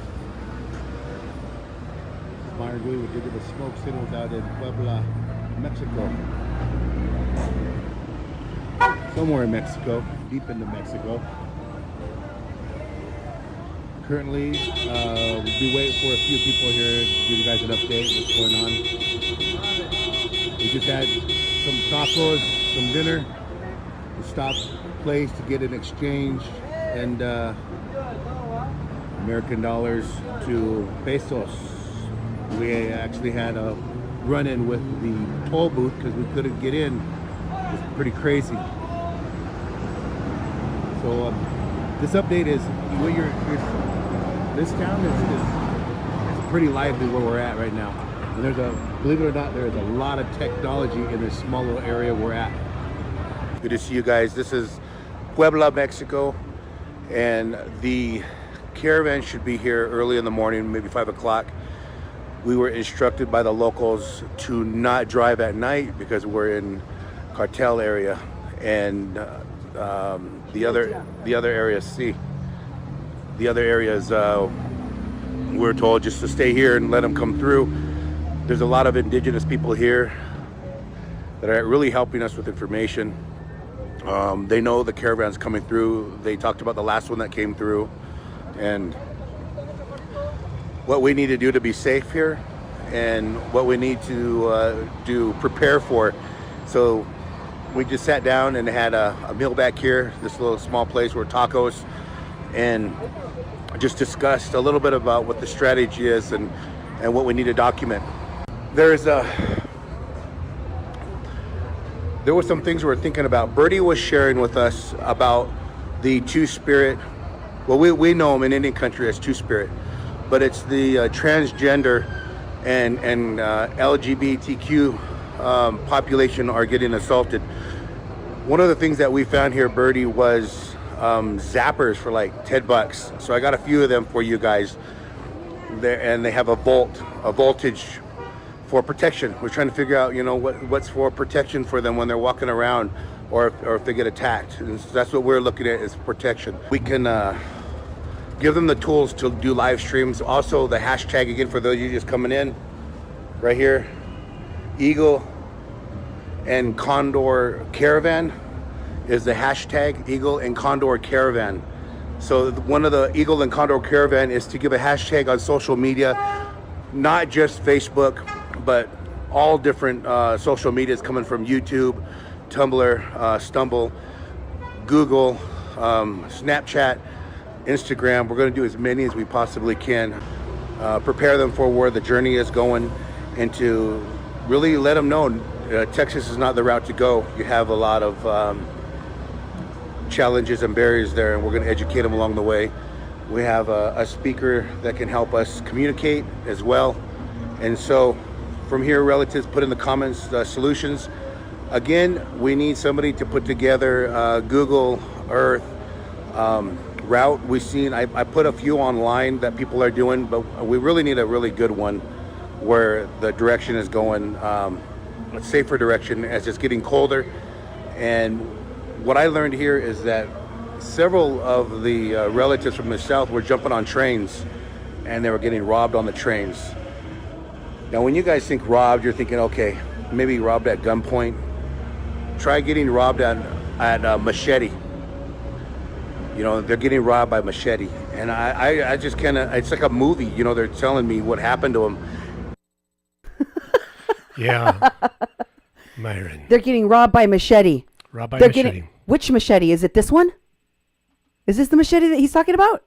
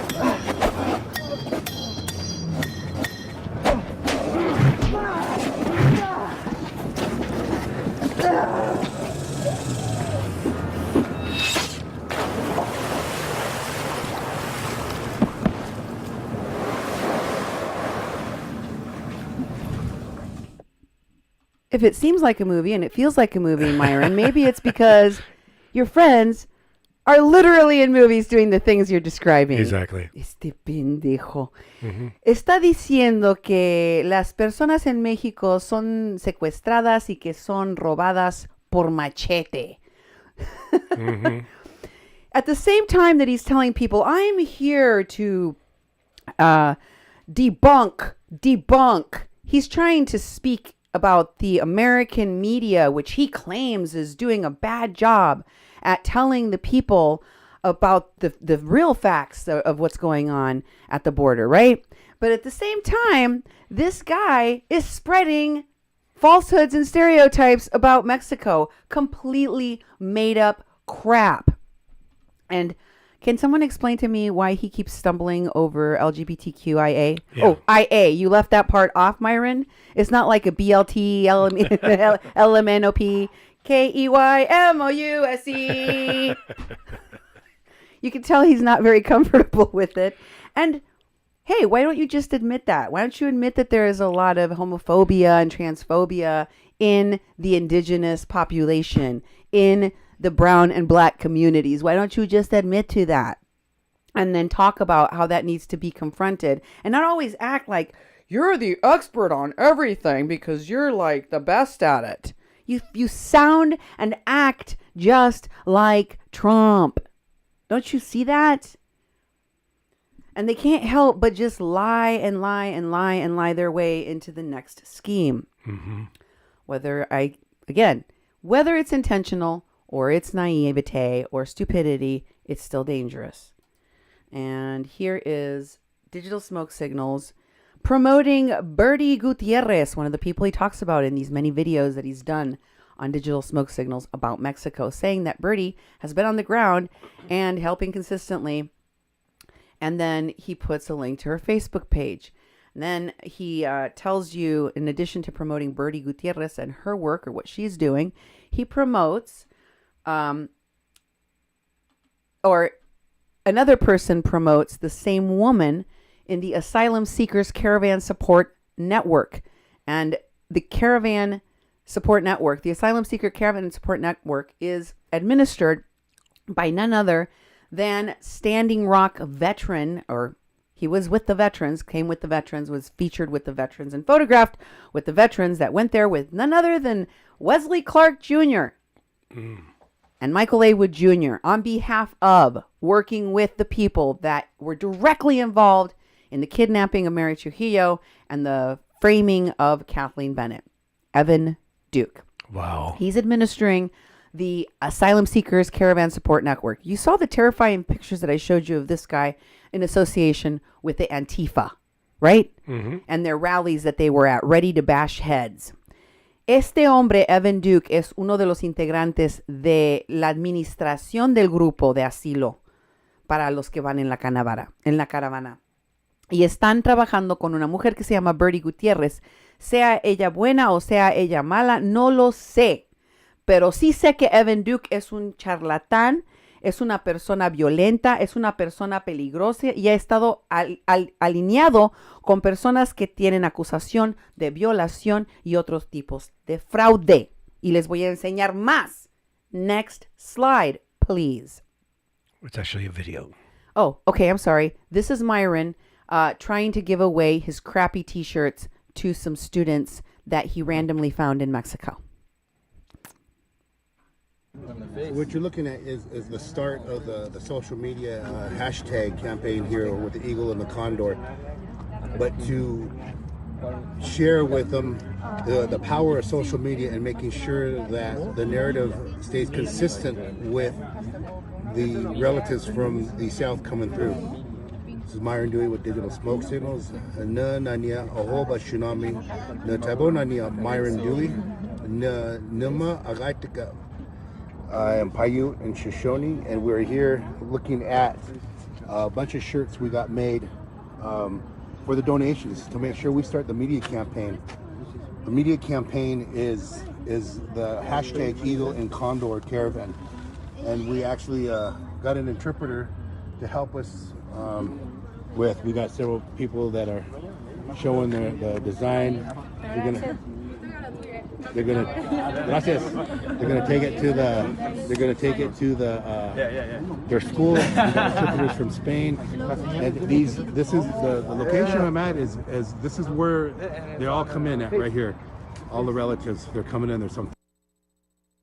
Now, let me tell you that the bearded guy that you just saw there among the group of the students is one of his cohorts, one of the people he's actually in Mexico working with. Now, I don't know if this is the same person that was mentioned by him in another video where he thanks none other than Didi Banerjee. Remember the woman that was dating or sleeping with Mike Fasig, for the guy that was... Mm-hmm. What was he called? What stupid Indian name did they give him? Mater, yeah. At camp at Standing Rock, where they had their like fevered Indian dreams about being Indians and doing all these crazy things, right? So Didi Banerjee, she has an Indian name too. And all of these people are now inserting themselves in Mexico. So Didi gave him a contact of somebody she knew, probably somebody that she met at Standing Rock, and then told Myron how to get a hold of that person. He says that's one of these ground people. This is another one of them because he claims he's been living there for several years. His name is Dan Gaskin, I think. Okay.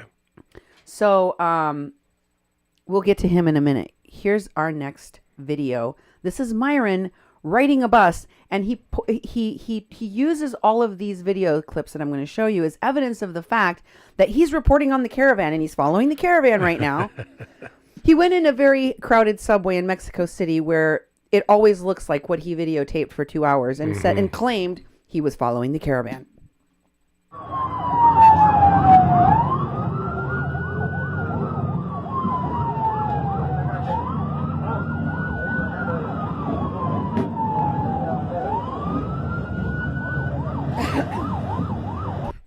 Does that look like the caravan to you, Duke? No, it looked like a bus, regular bus. It's just a bus full of people.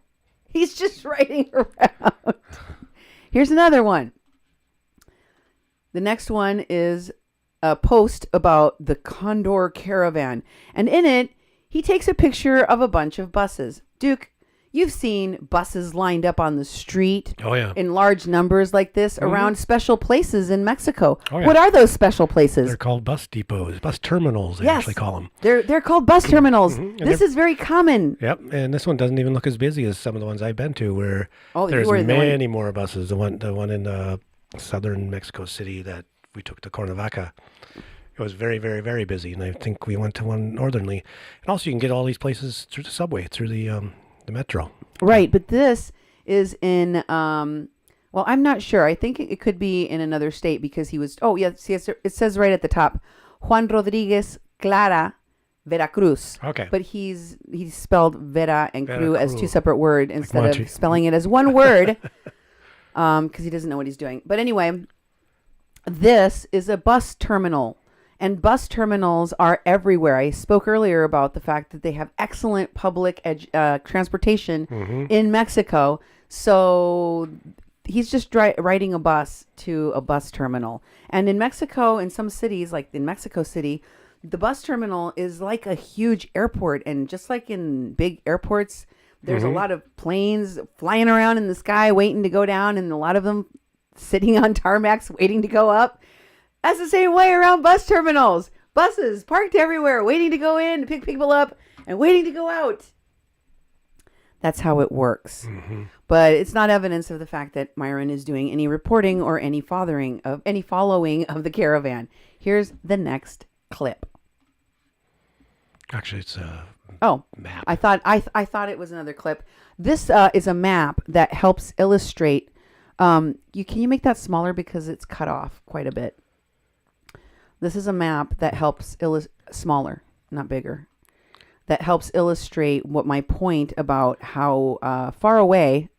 Do you see that little red dot down there at the bottom, Duke? Yep. Okay. Over here. That is where he went in Veracruz. Okay. That's why he said he was right next to the ocean. Okay.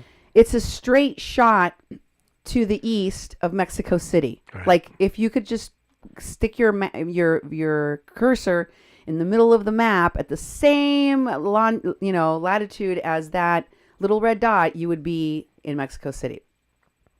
And a straight shot up from that is the border of the United States. At the lowest point there's a city that you can see a little dot next to it. It says Matamoros. That is the closest city. That is the fastest way from that little red dot at the bottom in Veracruz to the Texas border to cross into the United States.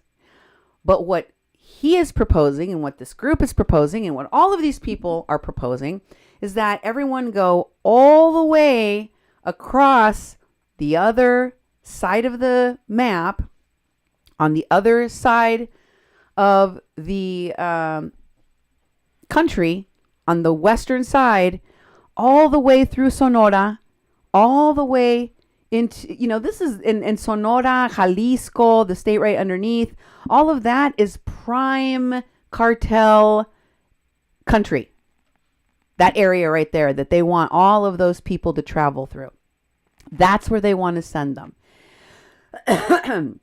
Y'all heard of the Sinaloa cartel? Well, why in the hell would you send someone through there? Yeah, exactly. Anyway, they want people to go all the way up to Mexicali, all the way up to the farthest point away. It'll take people twice as long to get there. But again, since many of them are getting bussed up there by these special interest groups and organizations, they may not care that they're being shipped all the way to Tijuana, even though it's probably going to be impossible for them to cross, and they're going to be met by Nazis waiting to stone them. That's right. Right? That's exactly where Myron is driving these poor folks into. And he doesn't care. He hasn't done his research. He doesn't care. It doesn't matter. He's not even there anymore. He's at Cambridge. Let them eat cake, right? So next we have another video, right? Yep.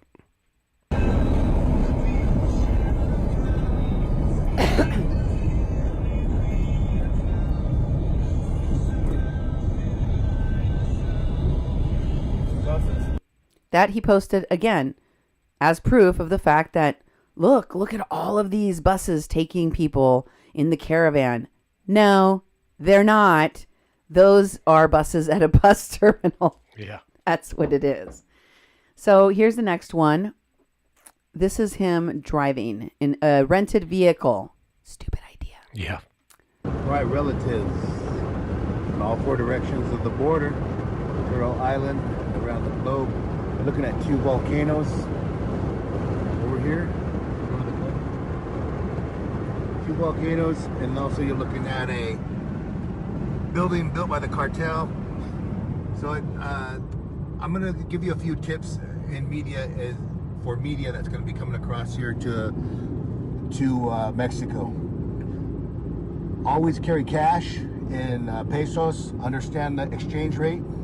Make sure you work ahead when you're traveling and establish where you can do an exchange, where you can get gas, where you can use your card, like an OXXO.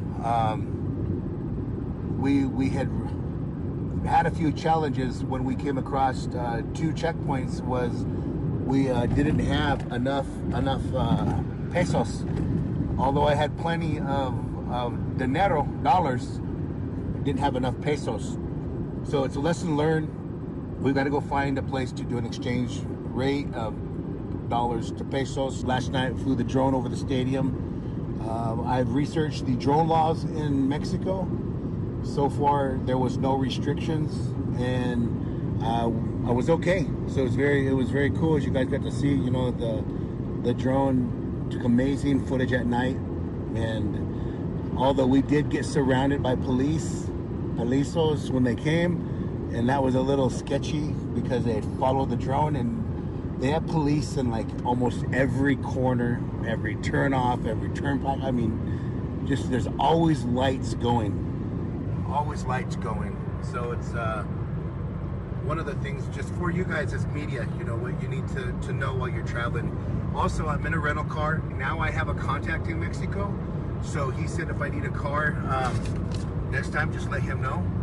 So I was like really excited because now I can get in contact with him and a place to stay. And I want to thank my sister, Water Protector Dee Dee, for connecting us. You know, having those water protectors abroad, and you know, really helps you have the confidence to just move forward so you can get the work done.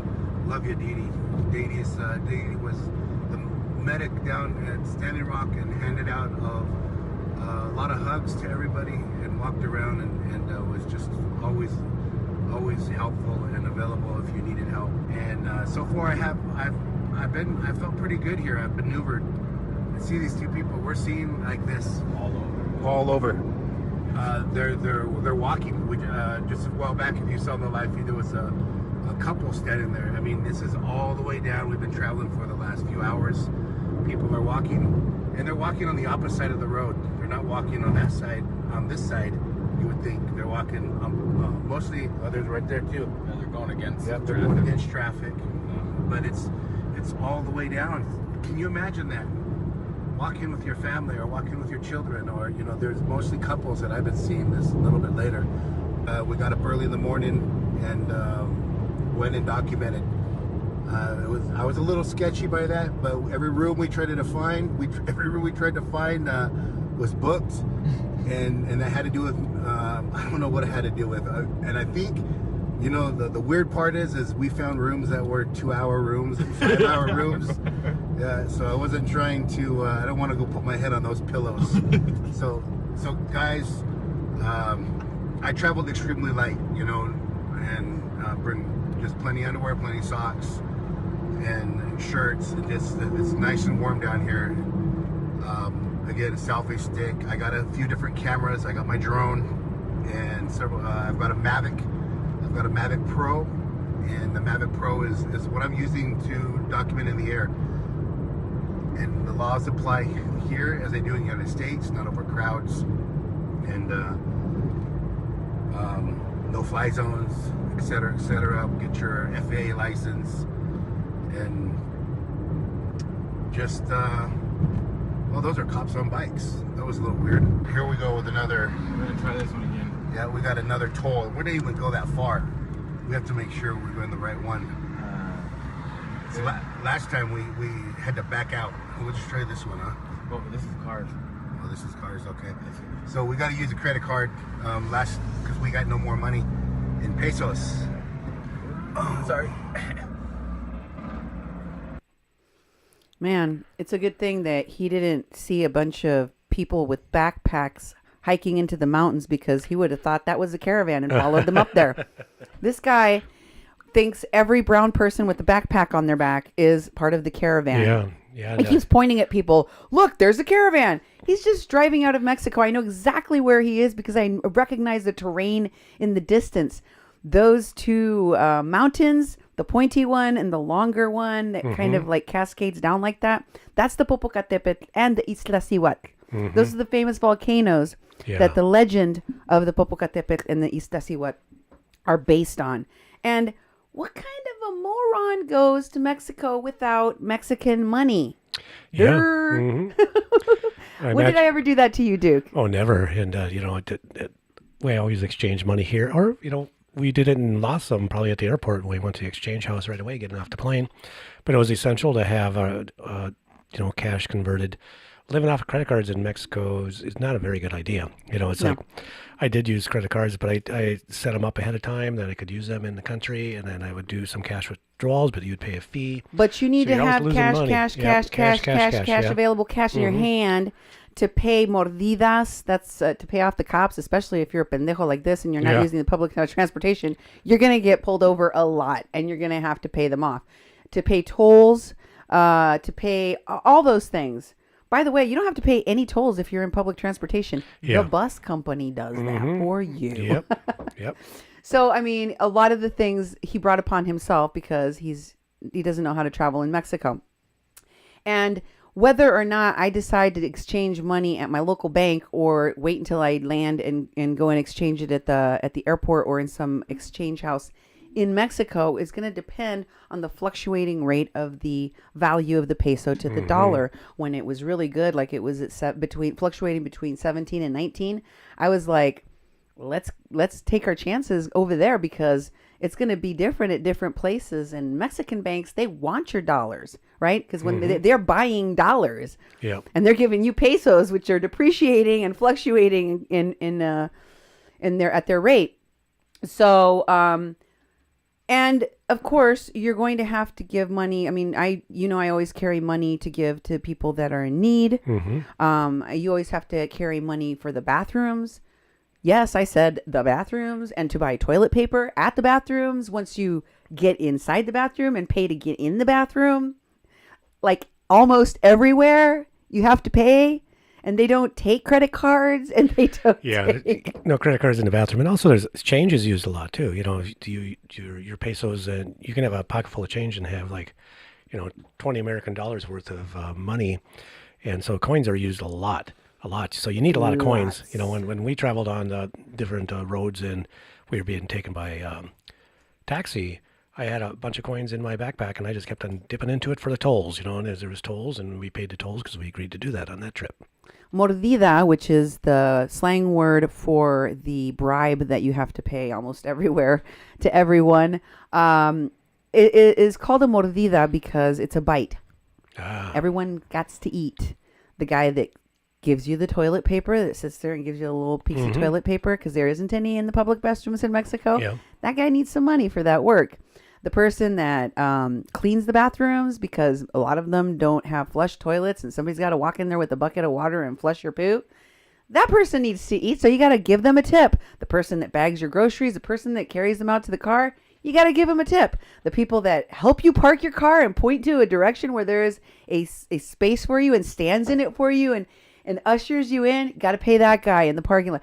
All of that stuff and many, many more things I can't even begin to tell you about. So yes, you have to have cash and lots of coins, and you have to be prepared to make sure everyone eats in this society, in that community when you're there. That's how you can be a good neighbor. That's how you can be a good ally. And better yet, if you don't know, don't go and insert yourself in the middle of the crisis and make it worse for the people there. How about that? Yep. Si no sabes lo que estás haciendo, ¿por qué mejor no te retiras? ¿Por qué mejor no se alejan de la caravana para que no les causen más daño del bien que dicen querer hacer? What do we got next, Duke? Okay, we have the drone laws. Oh, and by the way, he says he flew his drone in Mexico and looked up the drone laws and there were no restrictions.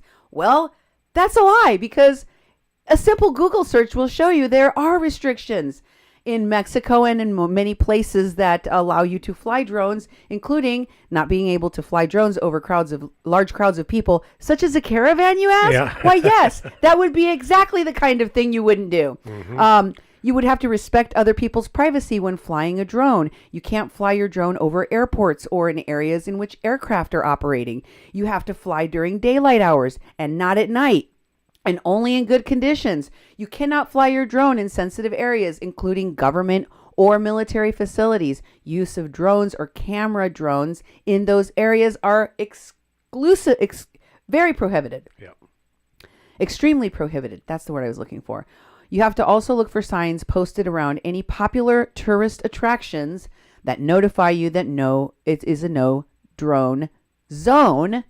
And you have to check with the hotels in which you stay to see if it's allowable there, because many of the hotels ban drones so that their guests there can have some privacy. Of course, and flying drones over 2 kilograms requires a special permit. And also, you have to carry receipts for your drone to show that you are the purchaser of the drone. Anyway, let's find out. How many of those laws do you think Myron broke? I don't know. Yeah. He could have broken many, but I know for a fact he broke a couple. For example, he did fly a drone at night. Here it is. His own drone footage. This is Myron Dewey with Digital Smoke Signals, live in Mexico City. Area you're looking at is the where the caravans were at today. They left early this morning.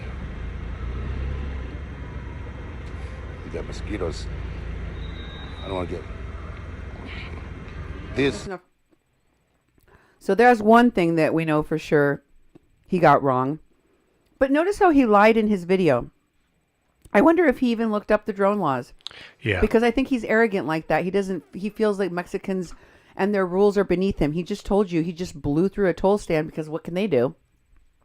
And then he just told you he looked up the rules and the laws about flying drones, and there basically aren't any, so he just did whatever he wanted to. Here's something else he did with his drone. What's going on here? And safe routes and be good-minded, good hearts to make sure that Video edit too. Okay, here we go. See, I know I got something here. Here we go.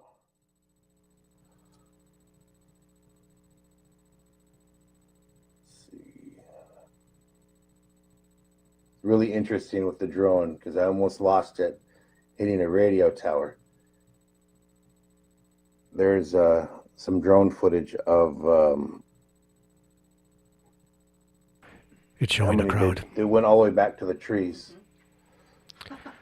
And he's showing the crowd, and he's flying above a crowd, just like the law said you shouldn't do, but he's showing some drone footage. Said that he almost lost his drone by flying it into a tower. Yeah. Again, the police just kind of let me do my thing. Possibly 3 times that he broke the law and got away with it. And of course he brags about the fact that cops were nearby. They didn't do squat to him. Mm-hmm. Then he does a video with that Dan Gaskins or Dave Gaskin. I can't remember what his full name is. Doing a map, telling people on a map where the caravan is and telling people this is where people have to go. And we don't want them going over to Texas. We don't want them going anywhere else to cross. They have to go all the way the hell over there.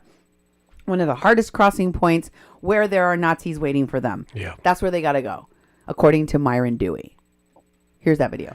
And safe routes and be good-minded, good hearts to make sure that we can do this in a good way. That's the most important part, that we can share this in a good way. And so again, we need you guys to be critical thinkers and bring the solutions. Okay, we're getting to that point where Order, not, and mind you, this is not I'm not talking about Texas. Other than Texas, over here in this area, where the major cities are, there are no militias in the cities.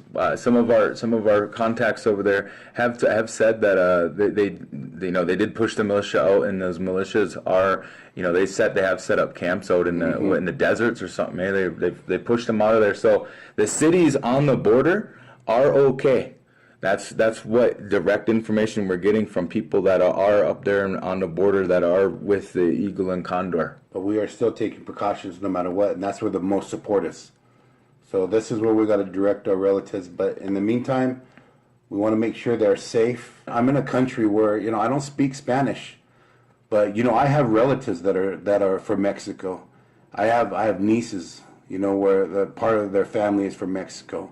And so Mexico is in my family and is now in my extended family. And I am going to do what I can to make sure that we also honor the prophecy of the eagle and the condor and carry on those good teachings as a good relative. Keep in mind the elders, the LGBTQ, is it LGBTQ? TQ, and the transgender, the families, the children. We want to make sure they're all safe. That the solution base, those guys that want to create drama, let's get them out of there. There is no second chance for people that are getting kidnapped and murdered and missing Indigenous women on the state side. We don't have time for you to have your moral compass going in circles and wanting to debate and argue. We need your help to help people. That's what we need. We don't want to get into those debates and that hurt of whatever you're going through. We need your solution. We need your critical thinking. We need your fast acting. We need your solidarity. We need people who will walk with this caravan. We need to make sure that we are good relatives in a good way. So I'm asking you guys that if you have a moral compass that's off and you don't get on Digital Smoke Signals or these other pages. Just do what you got to do. If you don't are looking at and say, okay, I don't have a lot of money, it's not money we're asking you for. We're asking you to help us pinpoint these militias and pinpoint them on a map, because we need to identify them for safety. We need to critical think online with the tools that we have right now. We need to give Myron English lessons so he can word in English, because este hombre no puede casi ni hablar en inglés, menos español, y le va a dar sugerencias a las personas de la caravana en lo que deben hacer y a dónde se deben ir. Es un idiota. Y es un idiota peligroso, porque ni él sabe cómo protegerse a sí mismo. He doesn't even know how to take care of himself. And he's given advice to people in the caravan about what the safest route is for them. I mean, who does this guy think he is? It's incredible to me. And, there's just so many things wrong about his assessment that he is Mexican adjacent, and somehow that gives him the right as to teach the teachings of the elders. Shut the front door, dude, and don't let it hit you on the ass on the way out. Yeah. You're crazy. You don't just get to pick up our traditions and start speaking them for us, colonizer. That ain't the way that stuff works. No. Just because you're Mexican adjacent doesn't mean you understand the plight of what's happening to our people, what's been happening to our people for a very long time, having to do with migration and immigration and detention. And the people that are most affected by that, and always have been up until very recently, when the majority of people that are crossing are Central and South Americans, is Mexicans. Yeah. My people, directly affected by this the entire time. So, let me just say, he don't know what he talking about. Being Mexican adjacent don't make you an advocate for Mexican issues or knowledgeable about this caravan or a person that should be giving advice to anybody going to Mexico about anything, because you don't know squat. And in addition to that, I think he's a little off. Like, literally, mentally, I think he's either a little slow or a little off. I don't think he's actually tracking on all cylinders when he's telling people what to do, and he doesn't have very good judgment about what to do, even for himself. Here's our next video where he claims he's going to protect the caravan. Yes. He can't even make sure he has enough money. Oh, relatives in all the four directions on both sides of the border and across the planet and northern hemisphere, all different sides of the equator. The Pijatumia Nanishtahai. Good blessings. What are we looking at right here? Well, what we're looking at right here is something that's very important. You know, one of the things is the biggest discussion here is that many of our relatives that are walking have no protection. And we need your help. We need your help to help provide them protection as they're walking. Our relatives, our condor relatives, and all you guys are in the States and around the world are going to have to be the eagle, okay? So the eagle has met the condor, and we are starting the responsibility as relatives to make sure our relatives make it to where they're going safely. So we're in Mexico City right here, guys.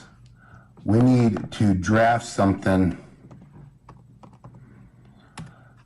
to keep these guys away and all our relatives away from here, this area, Texas. We need to keep them away from this border.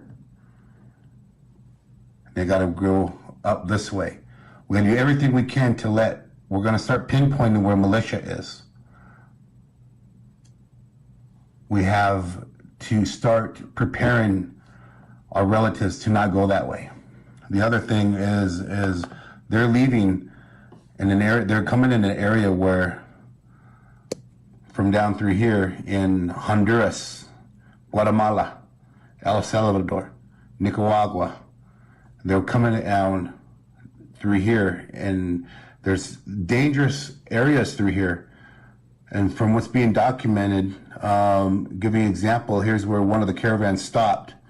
It is a migrant caravan split up today as people tried to get through the dangerous Veracruz. It is now divided between these 4 cities, towns, and spread out across 300 miles. 300 miles with children, elders, handicap. So from here, we're going to have to strategize together, all of us. If they're not going to send military to protect them, then our community is going to have to protect them. And as this is what it means to be a good relative. Man, I listen to him, and he's acting like he's in charge of something. Yeah. That he has influence. Mm-hmm. And when he started posting these videos, and that he was covering this caravan, he did a disclaimer because he had a translator that was translating what people were saying over the PA system. And he said, digital smoke signals does not condone or believe in this religious talk. And that's simply that. It's just simple. It's simple. We don't condone or believe. And it's like, if you're going to lead a bunch of Central Americans, you're going to actually be a leader and be trusted by them and develop relationships with them. And you're going to diss their religious beliefs, and disown or disregard God. You're not going to be able to develop a connection with the people at all. A T-shirt ain't going to do it. A little tote bag is not going to get their trust for you. They'll listen to you to be led across a desert to their death, basically. Also, it's really arrogant what he is saying. What happened there? It was still left on. Sorry. I see. He's also very arrogant, don't you think? Yeah, definitely. Just the idea that he's going to go into Mexico. He's going to go and lecture these people about their own history, like they don't know, and he's going to tell them what they're going to be up against. He's the only salvation. He acts just like a white savior, and it doesn't matter whether or not they want his brand of help. That's what brand they're getting of help, and they ain't getting no other kind of help. No matter what they want, matters what he and his cronies want and how they want to help. That is the very definition of the white savior syndrome. And it's disgusting. He doesn't have any right to do that. Also, I was dying of laughter as we came back from that video because I was looking at the notes, the editor notes on my script. Oh, yeah.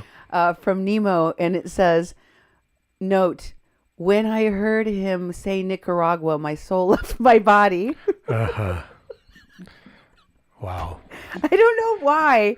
He insists on saying words he cannot pronounce.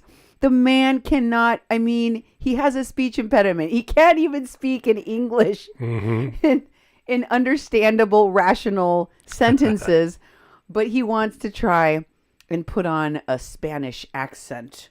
Nicaragua. Yeah. All of these people have done that. Luis Moncevias with his Rio Grande. Grande, yes. Sounds like he's eating some kind of Taco Bell food. It's dumb. I wish they would. They all need to quit doing that stuff. Yeah. It's just annoying. Where's the next thing here? Oh, and let's not forget how I don't know. This is the trifecta of anti-Semitism and religious zealotry, weird Zionism mixed with Mormon and racism all mixed in there. And this is a digital smoke signals Myron Dewey, the guy that's going to save the caravan, post. There are thousands of Central Americans, he said, already in the U.S. He's one of them. He's one of them. I guess. We are descendants of the tribes of Israel, and this land belongs to us. The resources are ours. Wow. Now, wait a minute, okay, Mr. Digital Smoke Signals? Don't speak for anyone else but yourself. Yeah. If you think you're one of the lost tribes of Israel, go take that conspiracy theory, religious zealotry, racism, Mormonism crap, and go somewhere else with it. Don't be speaking on behalf of no Mexicans, and don't be speaking on behalf of no Central Americans. Okay? Gracias. Este idiota piensa Y dice que toda la gente indígena de este continente somos descendientes de las tribus de Israel. O sea que somos judíos. O sea que este pendejo no sabe de lo que está hablando. Okay? Next, we have a video of his friend Gaskin. So basically, I just want to say Ani Buju, Bijigigi Aki Indigenous Kas, Bawa Tinginduj Ba, Ojijakandorum. David here. I just thought that it would be important to do a live feed. We've got some people that are Native American and spiritual leaders, Lakotas and Anishinaabe people and other indigenous tribal people from Thousand Needles from the United States. I want to start out by saying this migrant caravan is very important. These are our family from the south and very far south. They say that the condor is the indigenous people of the South Americas, and the eagle represents indigenous of the North Americas. And as the eagle and condor prophecy, to kind of give you a little bit of a rundown, for the last few thousand years, the indigenous from the north and south have been migrating and traveling back and forth and sharing these prophecies and trading different medicines and plants and chocolates for shells and beads and stuff and different things to that nature. So along with that, as a lot of people know, that part of the indigenous ways is like verbal, oral communications. They never really wrote a lot of things down other than like pictures and stuff. But they said at one time that the medicine wheel, the four directions, the four races, the four colors, were all together. That all humans were under one sacred circle, one sacred hoop, and what happened was that circle was broken up, and the four races went into four directions. And part of the eagle and condor prophecy was that the four directions were going to come back together and in peace, love, and harmony and unity. And that there's a birth for a new earth, and it's not really the earth that's going to herself change. It's the humans and the people that are creating a new person's new being here as humans, and we are supposed to be birthing a new life on our planet and being able to coexist and co-create a self-sustainable, clean energy way of living as a species here without, depleting our Mother Earth's resources for our own greed. So we're in that time. And there are many different prophecies that talk about these things, Seven Fires prophecy of the Anishinaabe people, Eagle and Condor, Rainbow prophecy, Hopi prophecy. I mean, you've got all these different types of things that were passed on for many, many generations and in enlightenment of this time that we're in. So Errol, I tagged him on this live feed. He is he's a spiritual leader from the Lakotas up north in South Dakota. I believe that's where he's at right now. I'm not sure. I know he's out on the road and stuff and traveling, but he's got a sacred pipe, chanupa, that was put in his path, that he has to bring it down south is the vision that he has, and others that he's working with in enlightenment of this movement, they all agree and stuff. So what that does, that talks about the eagle and condor. So if he's having dreams and visions what to do with that pipe, that's the creator saying, you got to go south, and Yeah. Okay, so that's a little taste of Mr. Gaskin. Yeah. And, what's the green energy prophecy, honey? What was that one about? I don't know. He sounds half priest, half guru, Yeah, he's half like- stoned, half Indian, baked, because yeah. that is not full Indian right there. I don't know full what of, that full is, of health but- truths from whatever he's reading from the historical perspective of the North and South and the peoples. I used to be in anthropology. We did that all the time. Talked about your people like we actually knew something. It's arrogant and it's stupid. You're in Mexico. This guy's in Mexico talking about all this nonsense. I hope he's not saying that stuff to the people that they're talking to, but they are, because they're talking condor and eagle and condor. Yeah. They're running around saying that to indigenous people that know more and have closer ties to their roots than these people do, than these people have ever had. And they're going to try to educate them. They should take a seat. They should take 2 seats and be educated by these people, the caravan themselves. They have a lot more to teach than the other way around. But these people got to be saviors everywhere they go, because they're in it for the minute. They're in it to win it. They're in it to get their 15 minutes of fame. Here is another video. By the way, this Gaskin guy, Yeah. he claims in another video that I just got sent to me today, he claims to have a Mexican kid, and he talks about how he's unemployed, and yeah, I mean, whatever. He likes to go where his heart takes him. You know, so he doesn't have a job right now and just hanging with some friends in Mexico. Been there a couple years, backpacked through some other countries too for fun, you know. That's typical white people behavior. Yeah, definitely. That's some white people in there. That's for sure. I mean, he may have some ancestry like Elizabeth Warren. Oh, yeah. He claims to be an enrolled member of the Chippewa tribe. Okay. I don't know. Maybe it's true. Maybe it's not true. There was a lot of people at Standing Rock that claim to be natives that definitely aren't natives.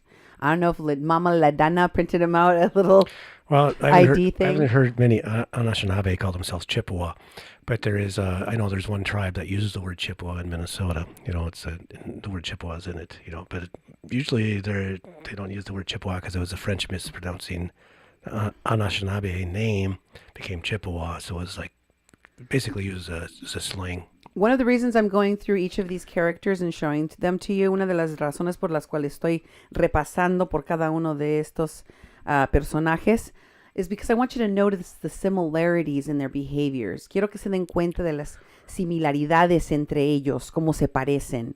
For one thing, they are either claiming to be Indian and living the character in the moment. They always start off their live stream with a prayer and an introduction of who they are in their native language. And there's all this stuff, right? You've seen that. I've shown that to you. But in it, like they're in a character, like they're in a movie, like they're pretending something.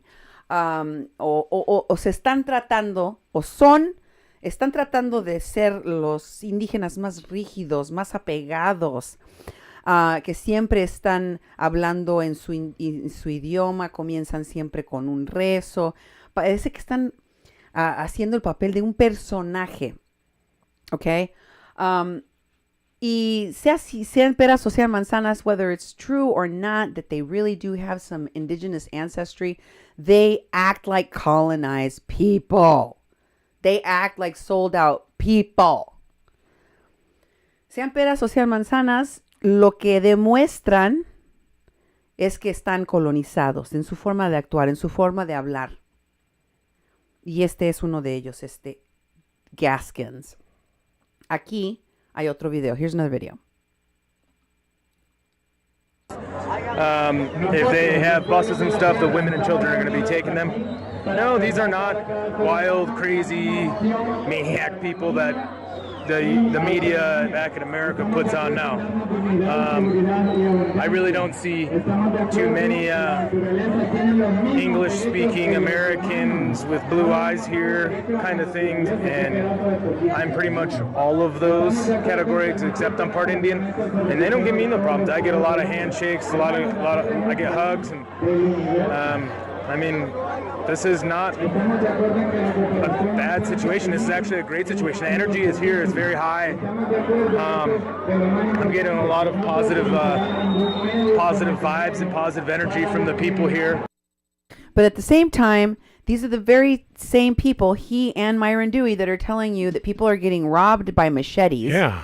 That people are being kidnapped. The people that want the caravan that wants to take the route that is the least long and most direct through Texas, They're telling them, oh, no, you can't go that way because you'll get murdered, you'll get kidnapped, all these bad things will happen to you. You got to go way the hell over there to Tijuana, one of the most dangerous cities on the face of the planet, to try to cross at one of the hardest points to cross, simply because Myron and this guy, this white guy, if not white passing, he just told you that himself. Those were not my words. Those were his words. I'm all of those things, he said. I'm blue-eyed, non-Spanish speaking. I'm a white dude.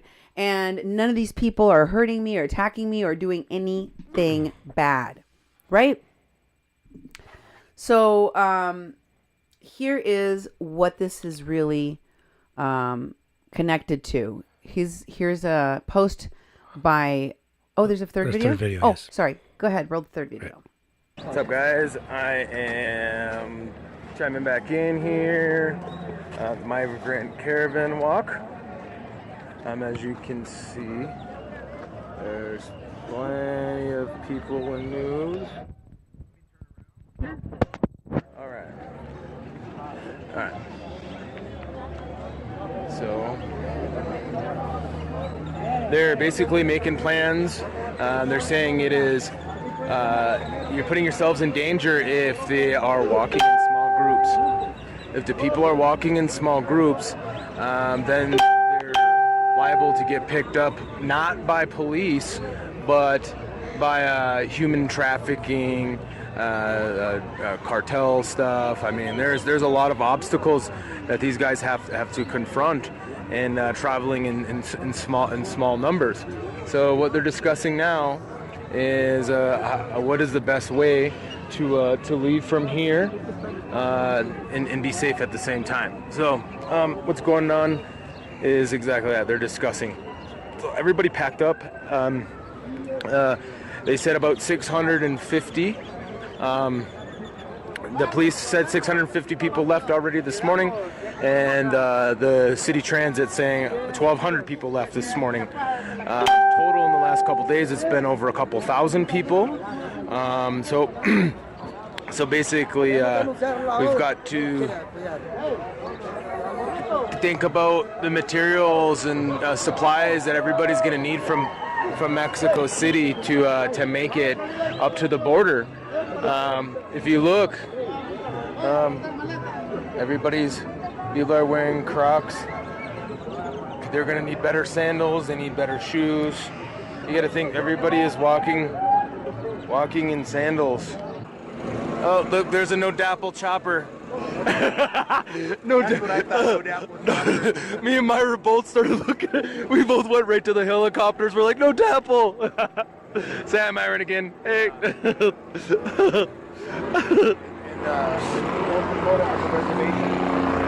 Check this out. No dapple.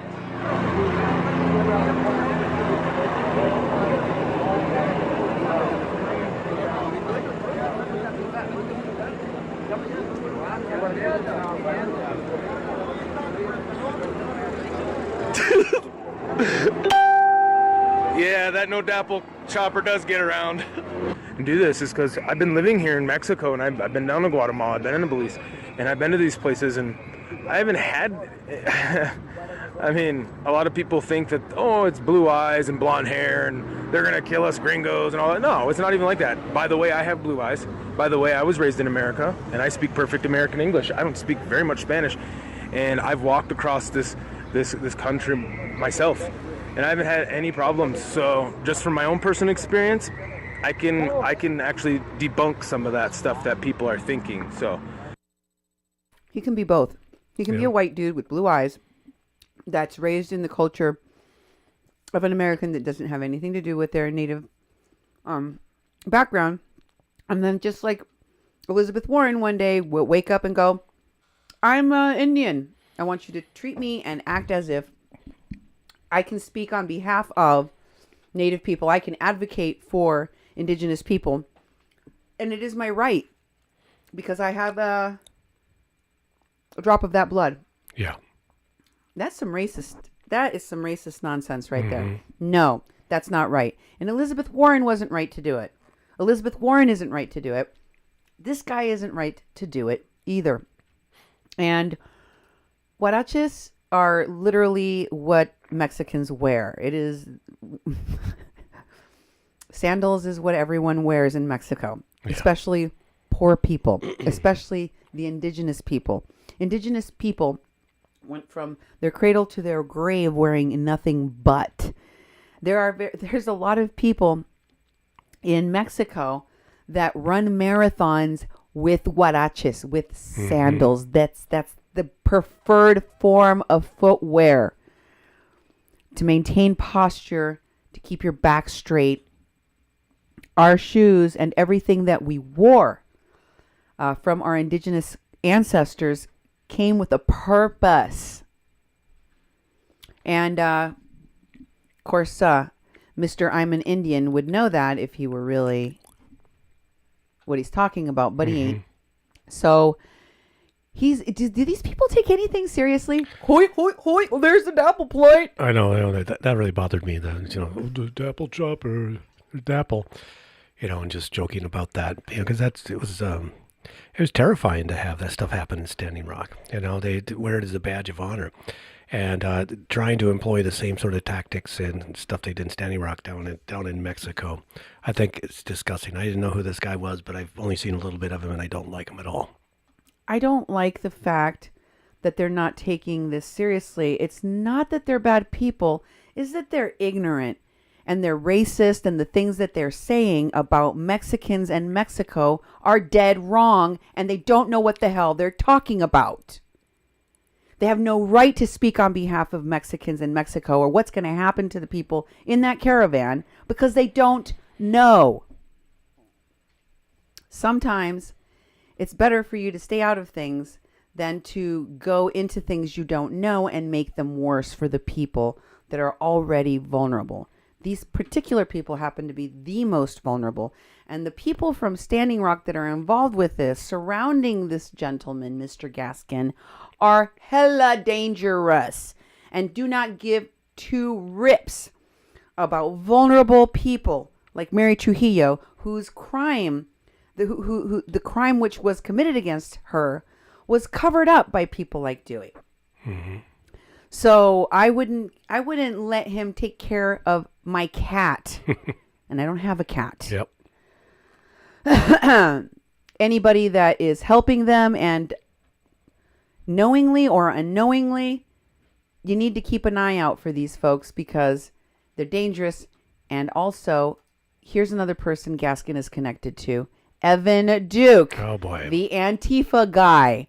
The guy with the long history of criminal violence. The guy connected to the Veterans Stand for Standing Rock that were responsible for framing Kathleen Bennett. That were responsible for having her mother kidnapped from her and taken to a hospital. This guy right here, he's one of the admins on the Asylum Seekers Caravan Support Network. Boy. And he is promoted by none other than David Gaskin. And Okay. Evan is posting about Bertie Gutierrez, the same person that was being promoted by Myron Dewey. Are you paying attention? Yep. Let's move on to the next one. Also, could you please send the money? Instead of putting your resources into helping someone in the caravan or helping an undocumented person get out of a jail, and they're in detention centers in almost every state in this union. There's one right here in Minnesota. I told you about that bond fund that you could put money into and literally free a slave, literally take one of these people. Instead, these people are sending out their GoFundMes and PayPal so that you can fund this nonsense reporting. Yuck, yuck, yuck, there's an apple plate. Yep. What in the hell have you learned anything other than misinformation and lies from these people? Anything other than racist and bigoted conversations about my country and my people? That's what you're learning from these people? It is not an accident. They may be well-meaning, pero son una bola de pendejos. And somebody has to say it to them. Because a veces el ser demasiado pendejo es peligroso. And I just don't believe that these people are really that stupid. Right? I think they're opportunistic, and they won't be told. You will not tell them that they cannot go and insert themselves where they were not called. ¿Quién los llamó? ¿Quién los llamó? Nadie les llamó. Ellos solitos se fueron a meter a donde no los llamaron. So, let's see who else they're connected to. Gaskin posted, they're reposting Gaskin and his need for something related to him being appointed the emissary for Free Nations to Standing Rock Sioux Nation that went to the United Nations back in September 11 of 2016. If I recall, do you recall Chase Iron Eyes going out there for something like that around that time?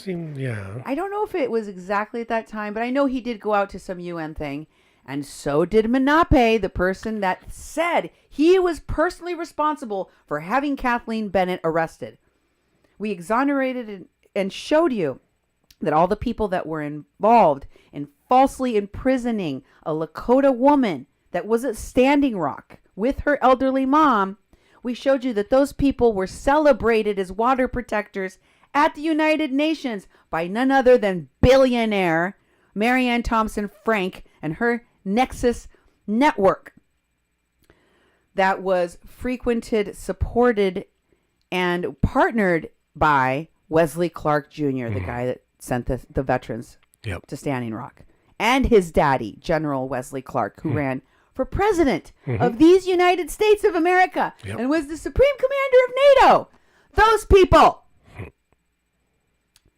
So, continuing, we have a post from it's Chris John. Remember Chris John? Oh, I remember He's him. always crying.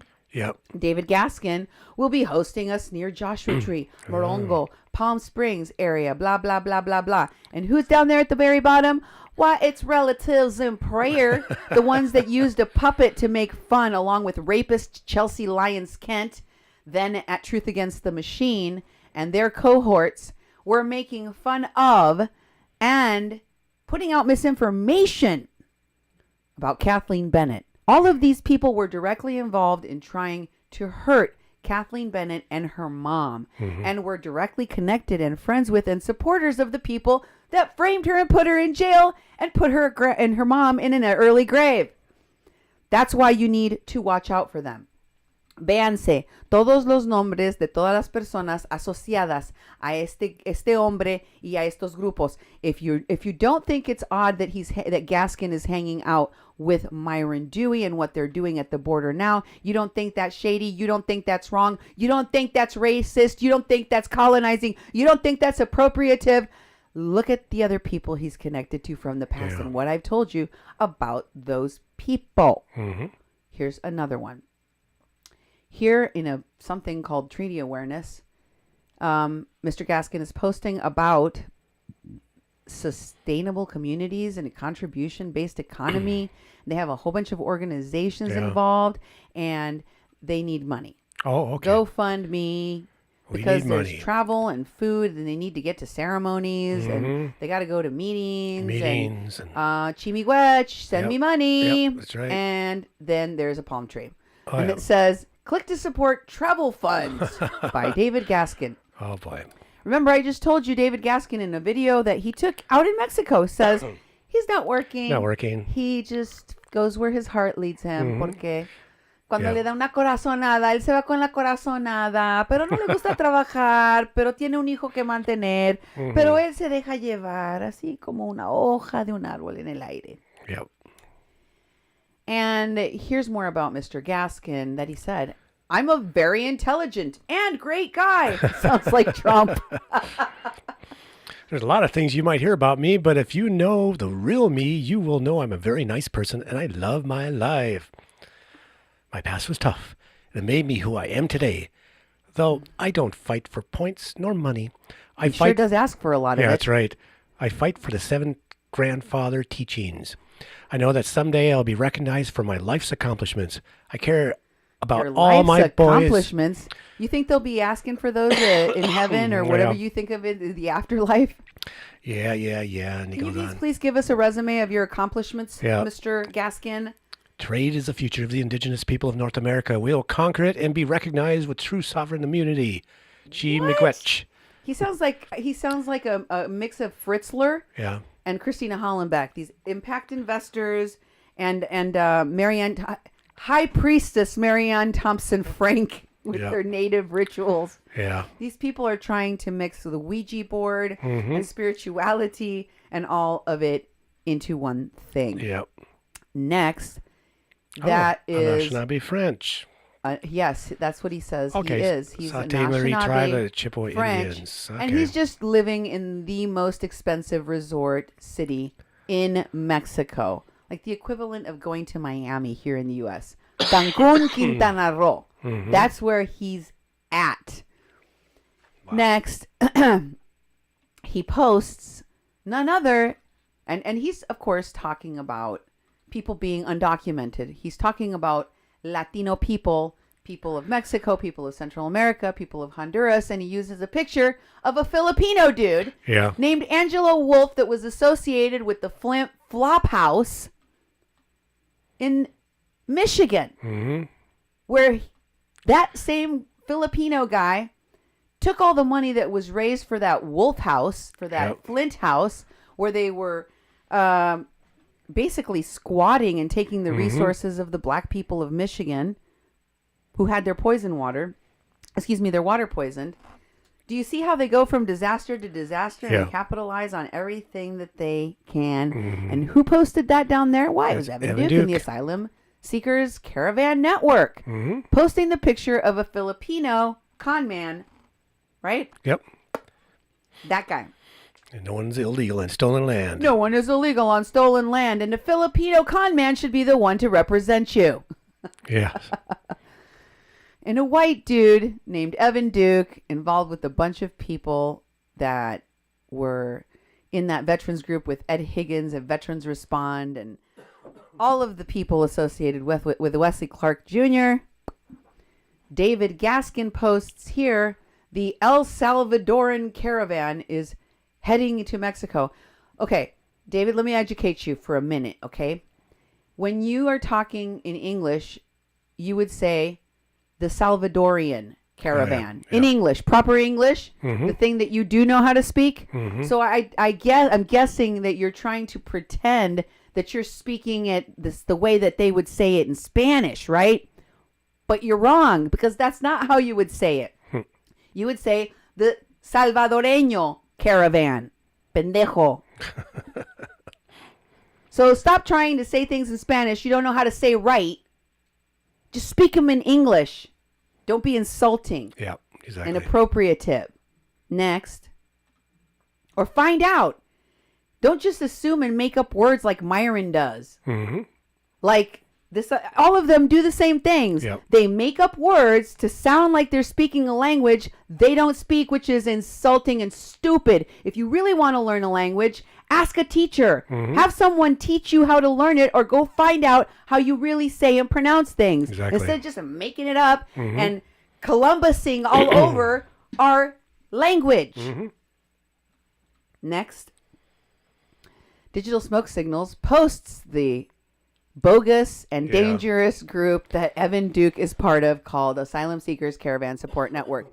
They're actually seeking to support themselves. That is what their schemes are usually about. And they say their goals are sharing information and resources for themselves to best support the caravan headed at the border, foster a culture of resistance to the increasingly aggressive race. You guys are aggressive and racist. You put an innocent woman in jail that was a Lakota. A bunch of you that put her in jail and framed her were white and rich. What the F are you talking about? You shouldn't go anywhere near vulnerable indigenous people. You're frauds and liars. Build a network of mutual aid and radical love. You don't even know how to love each other, much less love other people. Organize caravans of activists. Please, not those activists from Standing Rock. Stop these activists, fractivists, whatever the hell they call themselves from Standing Rock, from doing more damage than good. Please share this information out with your friends. Tell people, warn people, let them know. Yeah, exactly. Put the word out. David Gaskins, si lo ven en México, ya saben. Él es para él. Ese gringuito es para él. No es para ustedes, no está ahí para ayudarle a nadie más que a sí mismo. Es una lacra social que tiene un hijo pero no lo quiere mantener. ¿Qué más? What do we got? Here's the veterans. Oh, yeah. He wants those veterans to go down there, and there's a picture of Evan Duke, the guy that's holding the white flag right there. That's Evan Duke, and the guy standing next to him holding that red flag is the guy with the really long curly mustache Okay. that we saw with the veterans group that was included in the pictures with LaDonna and had Higgins at the end and Grandma, whatever the heck, that ended up at Mulaney's house. Mulaney being the kidnapper Yep. that took Mary Trujillo in the Kathleen Bennett case. That's how close these people were to that issue. That's what they did then. And Myron and others are calling for them to go where Yep. these vulnerable people are. These people got people shot. These people got people maced, injured, severely injured with damages that cannot be fixed. They are permanent. They were part of schemes that got people falsely arrested, and they did nothing to correct it. When it was exposed, all they did was attack the messenger. And they're going to keep on scheming all across the world, apparently. So you have to let people know. Estas personas son peligrosas, son mentirosas, son extorsionistas, son personas de mucho peligro, que hacen mucho daño. What's the next one? Here's digital smoke signals promoting the one person that put Kathleen Bennett in jail. Notice, this is recent. This is November 4th of this year. This is after the Kathleen Bennett stuff came out. Did they correct course No. and distance themselves from people that committed such heinous crimes? No, not at all. They're promoting each other still. They love each other still. They support each other still because they don't care what happens to the vulnerable people that they are surrounding themselves with. They're in it for themselves, so it doesn't matter what happens to those people as long as they collect their check and put their face on a live stream or in some kind of media. He's promoting Menape Lamer, and of course, in the video he's promoting here, he's talking about Iowa and strategic politics in that state and in the Midwest because his daddy is the head of the Democratic Party in Nebraska. That's right. And Bold, Nebraska was very heavily involved at Standing Rock. If you go back on my page, kpppfm.com, you can follow all of the stuff about these fake progressive agendas, how Menape was involved in that, type in his name, and Frank LaMere. But that's not his real daddy, because his real daddy is actually Mr. Shaska. Oh, yeah.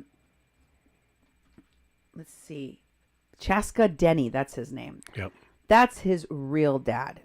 And so I also want to remind, this is his Menape Hochini Ga. This one of the names he's used on Facebook. He also changed his name to Akichida Hoxida Kichida. And this is his biological father. As you see, it says right there on the post. My biological father, Chaska Denny. Two powerful men in my life. I don't have time to go into Chaska Denny, but there's a movie about the jail that he and this other guy were in. You should go check out, and it's on Primetime. Next, I have another person that is connected to and promoting the Caravan Support Network. Remember, Chelsea Lyons Kent was roommates with Evan Duke. Oh, yeah. She would love to have another Remember, camp. Chelsea Lyons Kent is a rapist. She, together with Ty Bayless of TYT and Jordan Sheridan, formerly of TYT, raped a woman that was working with them. They raped her. Jordan was ushered out of TYT. His Truth Against the Machine died because he's a liar and a rapist. Yep. And Chelsea Lyons went on to keep doing her due. Nobody stopped these rapists, but they want to send them to people that are vulnerable. I think that that's disgusting and dangerous and terrifying. It is. And here's another post by her. There she is, reposting Evan Duke. And what is she saying? For those who want to help street medics and frontline protectors mobilized to meet the caravan at the border, join us and share. Wow. Yeah, that is. And there's the fist of the real progressives, the red fist. Yep. It's all connected to those faux progressives. I told you about that Chelsea Lyons and Ed Higgins and all of these people were connected to. Those groups, the Real Progressives and all of the people that are offshoots of that I talked about on my show, all of those people may have been part of a new independent party or whatever the hell you want that birthed Nico House and all of those people that we talked about on that show. But they have taken horrible missteps, not only in the reproduction of media and information, but also in their, campaigns at Standing Rock and going forward after that. That's what's problematic about these folks, the way in which they have done people wrong. Here, the Evan K. Duke III account of Evan reposted the Evan Duke post about the goals that they share in this border asylum seeking. They're the same person, aren't they? Yeah, they are. It's just That's maybe weird. I don't know why he wanted to show us he has two accounts. And if you scroll down, it tells you right there, the group is to serve asylum seeking caravan support network, the official rideshare group intended for outreach, fundraising, of course, transport logistics with the focus on mutual aid applied to organizers. It is applied. The whole thing. What is it applied for? To organizers helping each other be the best help we can. This whole caravan support network is to fund and be applied to themselves, the organizers. And what are they going to do? Help each other be the best kind of supporter that they can be. Did they ask the caravan? Did anybody ask them how the caravan wanted to be supported or helped? No, because they don't care. They're going to do it however they want. They don't care about what the caravan wants or if the caravan wants it. They don't care about consent. They're going to help you, damn it. And you're going to accept it. Whether or not you want it, it's coming. Here's the post by Evan Duke about the ride shares. And he says they're talking and organizing with other groups, orgs, people from all over the U.S. who want to mobilize at the border. And they're talking to organizers from caravans heading to the U.S. border from Central and South America. And there is interest on both sides of the border to see asylum seekers safely cross. Again, you are admitting to wanting to traffic people across the border. Yeah, there are people that do that, and a lot of them are people that live on the border. Many of them are people that live and can cross over the border on either side, no problem, because they live there and they got the proper credentials, the proper information, and they know the safest place to cross people, and they're called coyotes. Are you going to become a coyote? And who the hell would trust any of these people, whether it's Luis Moncevias or this monster, to cross them anywhere? I wouldn't let them help an old lady cross the street, much less. They hang out with rapists. Chelsea and Evan Duke are just best buds. They did not disavow each other when they found out you raped someone. What? You're sick. No, they just continued the friendship on, and now they want to push these people and the sick people they're associated with on migrants. Todas estas personas que les estoy mostrando están conectadas a criminales, violadores como esa mujer Chelsea Lyons Kent. Y por eso son peligrosas. This is his fundraiser. He doesn't like to fundraise much, but Errol Medicine, keep an eye out, everybody. Errol Medicine is also being promoted by none other than Shai Bidzil, a.k.a. Dean Dedman. The one that we just saw hanging out at MIT with Myron Dewey and John Gonzales. Is this one big circle jerk or gay? Gay. Because it looks like it to me. And Errol Medicine is being promoted a lot by a bunch of these folks. Wow. As much as this asylum-seeking caravan network. And next I have the Gaskin medicine.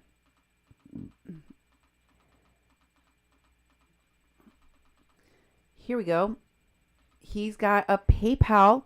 He tries to raise money for Aero Medicine. Also, Dave is promoting the same thing, right?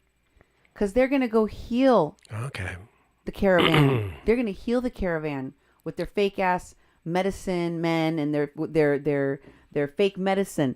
A lot of these people I'm calling fake medicine are the same people that were involved at Standing Rock. Yeah. And not only did they not help Kathleen Bennett, they hurt a lot of other people. There's a lot of people that went there, they were appropriating our spirituality, and all they wanted to do was dress up as Indians and burn incense and pound on drums and put feathers in their hair and say they can heal you, and they have knowledge and power to heal people. They like playing Indian, and part of that is doing this medicine stuff. So they had a bunch of fake people. Many of them were indigenous, or claimed to be anyway, like Mulaney Stoneman. Yeah. But there were also others like Vanessa Bolin, and like Vanessa Bolin may have been at one time a nurse and or EMT, but she was not one registered or licensed to practice at the time. She was at Standing Rock. Yeah. Same is true for a lot of those people that were part of that medic and healing whatever.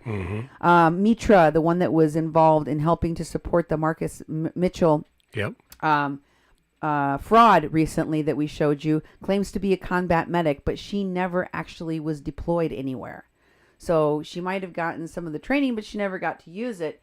And the stories about people claiming things or exaggerating things that they shouldn't have to exaggerate go on and on and on, including how I told you recently that Linda Black Elk, one of the very heads of that organization, doesn't have her degree that she keeps claiming to have. She puts behind her name all the time, right? Yep. Some lawyers like Red Wolf Pope were rapists and not lawyers at all. And there were many other lawyers that claim to be lawyers that are only considered lawyers in Indian country. And you don't need a license to practice or be an advocate in those courts. Guaranteed that a lot of people thought they were real practicing lawyers, though. And that means that you were misrepresenting yourself as an official. Okay, so the next one is Evan Duke reposting digital smoke signals, saying Central Command post for the Caravan is in the Estadio Jesus Martinez Palillo, which is where you saw Gaskin and Myron Dewey filming a lot of people who, I don't know if you noticed this, you can go back and check some of these videos yourself on their page, were covering their faces. Remember when we went to Standing Rock, they wouldn't let you take pictures of people's children and people's women. And Myron went to Mexico and immediately started doing that to vulnerable people, some of the most vulnerable people. When you look at people that go into these detention centers in the United States, you don't ever let them see you take pictures or photos.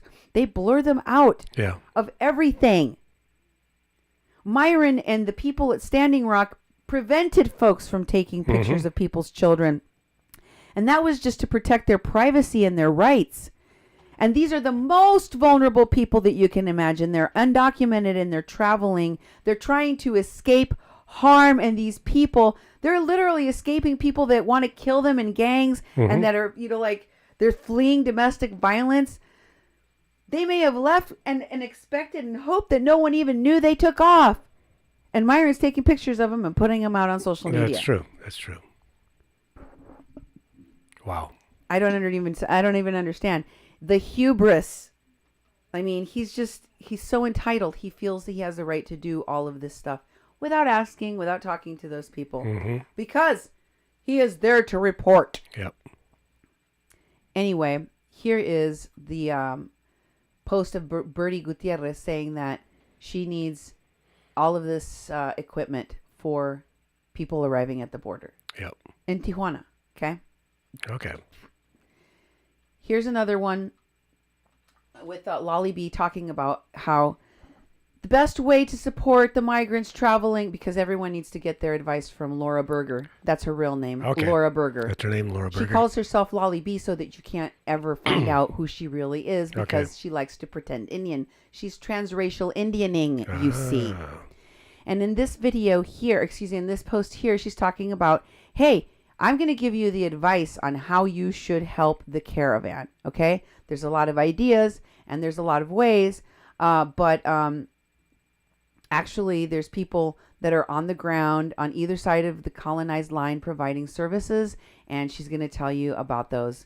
Put them in the comments, everyone. And if you scroll down, you can see the condor and the eagle prophecy. And then there's is that it?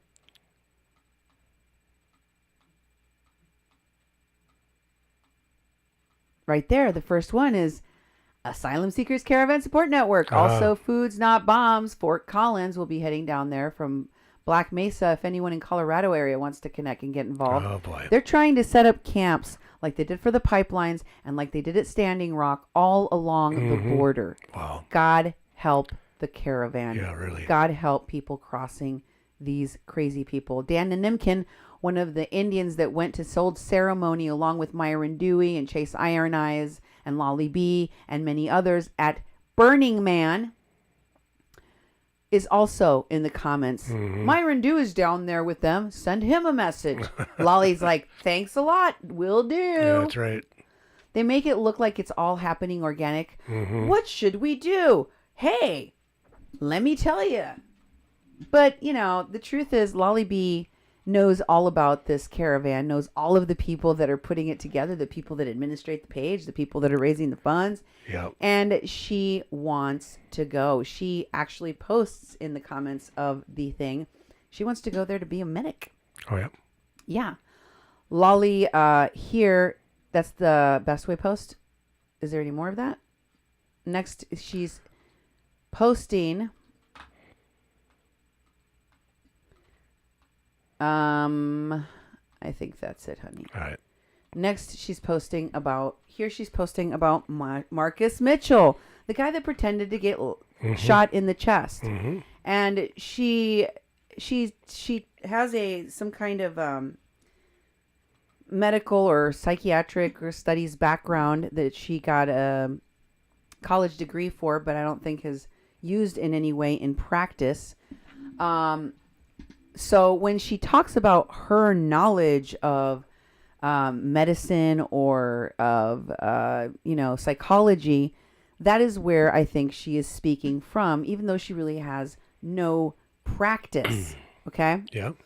No real experience. I don't think that she is anything more than a rich party girl that likes to pretend Indian. But she also likes and has all of these people defended tooth and nail anyone that they were in cahoots with at Standing Rock, including this guy. So she is here to tell you all of the reasons why you should give him a pass for lying to your faces and not really apologizing about being shot in the chest and defrauding people of over $4,000. Next, we have Lolly at Standing Rock. What did I tell you about that Water is Life beanie, dude? Oh, there it is. That's an exclusive group. Yeah, the people with the Vets Stand for Standing Rock group that were connected to Wesley Clark and L'Oreal Blackshaw and Bill Runningfisher, the people that were literally the ones that kidnapped and falsely accused Kathleen Bennett. Exactly. All had that beanie. All of them did. Here she is with Shailene Woodley. Oh, boy. They're friends, or she found her somewhere and took a picture. She had a lot of pictures with the celebrities of Standing Rock, with the important, rich people, with the people that went out there to make fame and name for themselves. And here is her picture with Marcus, the guy that recently defrauded everyone. Yeah.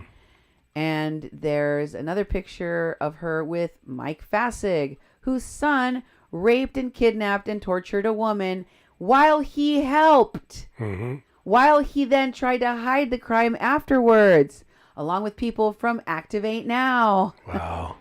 And here she is with her pal, Chumash and Ernesto Burbank of Relatives in Prayer, who are at the Flint Flop House with her. Yeah, exactly. And here she is with Aubrey Peckham of Activate Now, who also aided and abetted in that kidnapping of that woman for which Michael Fassig's son has been charged for several years for kidnapping and raping.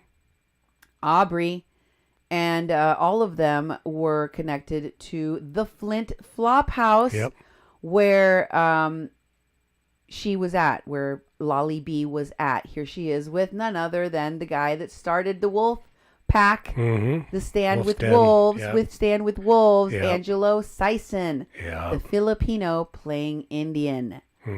And next we have her with, well, that's John Gonzales, the guy that was promoting Marcus Mitchell in his fraud. Dan Nimkin, the guy that went and sold ceremony out at Burning Man. Mama LaDonna, who funded the Flint Flop House. I don't know who those other two people are next to them, but there's Lolly B. Yep. Smiling along. And next, there's Lolly B making fun of people Swan, being attacked by mercenaries by pretending to be Tiger Swan, along with rapist Chelsea Lyons and women indigenous media. And I heard, side piece to Myron Dewey, Brooke. Wow. And she also went to Burning Man. Lolly went to Burning Man. Brooke went to Burning Man. Okay. Dewey went to Burning Man. Chase went to Burning Man. I think Chelsea might have gone. I don't know for sure if she did or not. Chumash went to Burning Man. The list goes on. Yep. Next. Oh, there's Lolly Pretend Indian-y. Look how sexy she is when she's an Indian. Yeah. And of course they claim to care about missing and murdered indigenous women, but they have no problem sexualizing indigeneity for their purposes, appropriating and wearing people that are indigenous like costumes because it makes them feel cool. Yeah. Here she is with her beads, and here she is with her flute.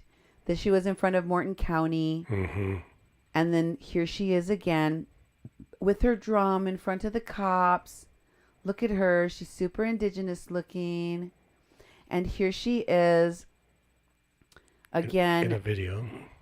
This is the video of her after she got caught defending the sham appropriation disaster of selling ceremony at Burning Man that happened for the people of Standing Rock. Here's a video of her, clips of that video of her at Burning Man defending all this nonsense. And that drum circle on Tuesday of last week was so powerful. I mean, it was amazing. The energy that was circling around, and I had my drum, my big 18-inch drum, elk skin, and we were all basically guided in how we were supposed to drum. Like there was one consistent beat that people were following, you know, and no one claimed that that drum circle was in the tradition of any particular practice. It was a drum circle for world peace, you know, for love and gratitude. There was people from every single color of the medicine wheel standing there around that fire. There were people that have probably, you know, walked this spiritual path every day since they were born. And there are people that may never have stood around a fire with a drum ever in their life. And so I think that overall what came out of that experience was an incredible feeling of unity and connection. I mean, it was powerful to stand there, and at one moment we were all drumming and you could feel the energy picking up and people were starting to dance and starting to move with it, and then this fighter jet came out of the sky and a sonic boom was created, and like this just came through the crowd, and everyone was like, oh my god, this is incredible, you know. Hey Crystalline, she was there. And it was just so powerful, and to know that these videos are going out and 400 people around the world, different communities, where they're drumming with us and singing with us and dancing with us. I mean, that is human. That is primal. No one owns that. No culture is in charge of that. And so, you know, if we had gone and said, like, this is a such and such tribe, such and such type of ceremony, and then did whatever that happened, I could understand the offense. I would. But that's not what happened. It said, we are under the medicine wheel. People of all colors. People are here from all over this planet. There's so many Australians there this year. It was remarkable. And there was an Australian guy there with a djembe drum because he's in love with West African drumming, even though he's from Australia, but he also plays the didgeridoo from the original people of Australia. And, you know, it was the combination. Like, that's what Burning Man is. It's like a melting pot, you know? Is that primarily white? Yes. Is that something that people are aware of and acknowledging? Yes. So by bringing Indigenous people there this year with intention, with respect, with honor, that was an attempt to combine these communities and make it not so white. And so to have all of this like negative outrage pushed back against them, it's like, really, what is this going to solve? How is that going to make anything better? You know, how is that going to heal relations between the indigenous and the white community? Like, basically, Burning Man doesn't allow for, like, taboo. You know, a good friend of mine who is a burner and a water protector, she explained it as, like, it takes the sacred and the profane. You know, it takes the full breadth, the whole spectrum of the human experience, and it acknowledges all of it. You know, it acknowledges that we're all sexual beings. There's sexuality. We're all naked underneath our clothes. There's nudity, you know, and there's also sacredness. That temple space at Burning Man is one of the most holy places I've ever been in my life. I mean, everyone, you walk across the threshold of that temple and you break out into tears. And you walk around that temple and you see it is filled with people's prayers. People bring ashes of their loved ones there. People make huge art pieces with photographs and memories and this like odes to loved ones who have passed on. You know, to dogs, to cats. People stand up in the temple and they say, right now, I am releasing the abuse that I went through. And it's gone. And I'm putting it here in the temple and it's going to go up in flames. And other people sit there and they see them and they hear them and they acknowledge them. And they receive that. And it's so powerful, you know, like so many times I've walked through that temple and tears just streaming down my eyes, and you just see someone walking by and you just connect and you embrace and you just hold each other and you just sob together and you just pray together and you just know and you just realize, yes, this is the human experience. It doesn't matter what color you are. We're all going to come here and pray together. It doesn't matter what culture, what words you use for the divine, what language you speak in, what land you live on. That temple space is sacred to everyone. And let me tell you that saying that it doesn't matter what color you are and it doesn't matter, color doesn't matter, is racist AF. Color does matter in a racist and racialized world, and in a country where they codified racism into law, pendeja, and people that are undocumented definitely have to deal with that.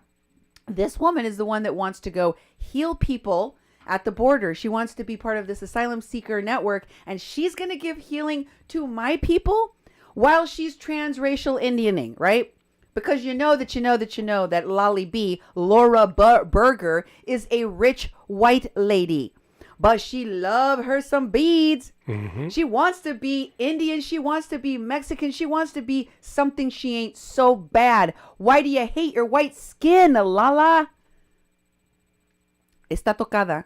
Estas personas están tan enfermas de la mente porque carecen de la cultura real. No tienen ni cultura ni historia. Sus ancestros son una bola de violadores, de asesinos, genocidios, robos, violaciones. Eso son todo lo que ellos conocen.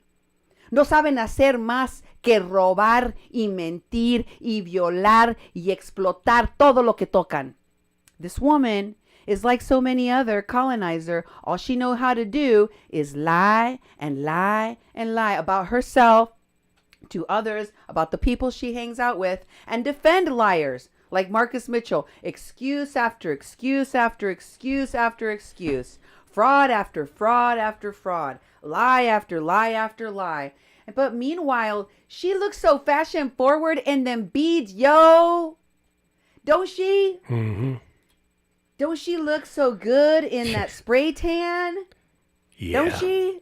Well, usually when someone makes excuses saying, well, is it all white? Yeah, it is. But, it's coming from a white perspective. And I don't believe for a second that Burning Man has become diverse or that it's more respectful of indigenous culture.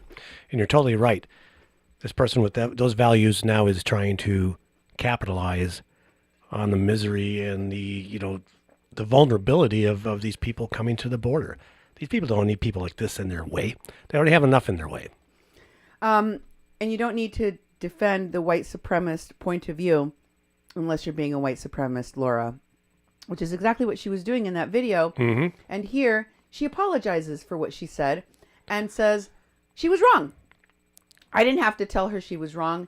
Someone else told her a lot of offended indigenous people who she's trying to pretend she is one of today. She wasn't back then, by the way. I see. She was just wearing us like costumes and playing her flute and hoping that people adopted her into their family as their hunka daughter so that she could get an Indian name and walk around and not be confronted by people that were telling her, that's racist. Mm-hmm. So she went along, did what she could. She wrote an apology. And she says, it was wrong.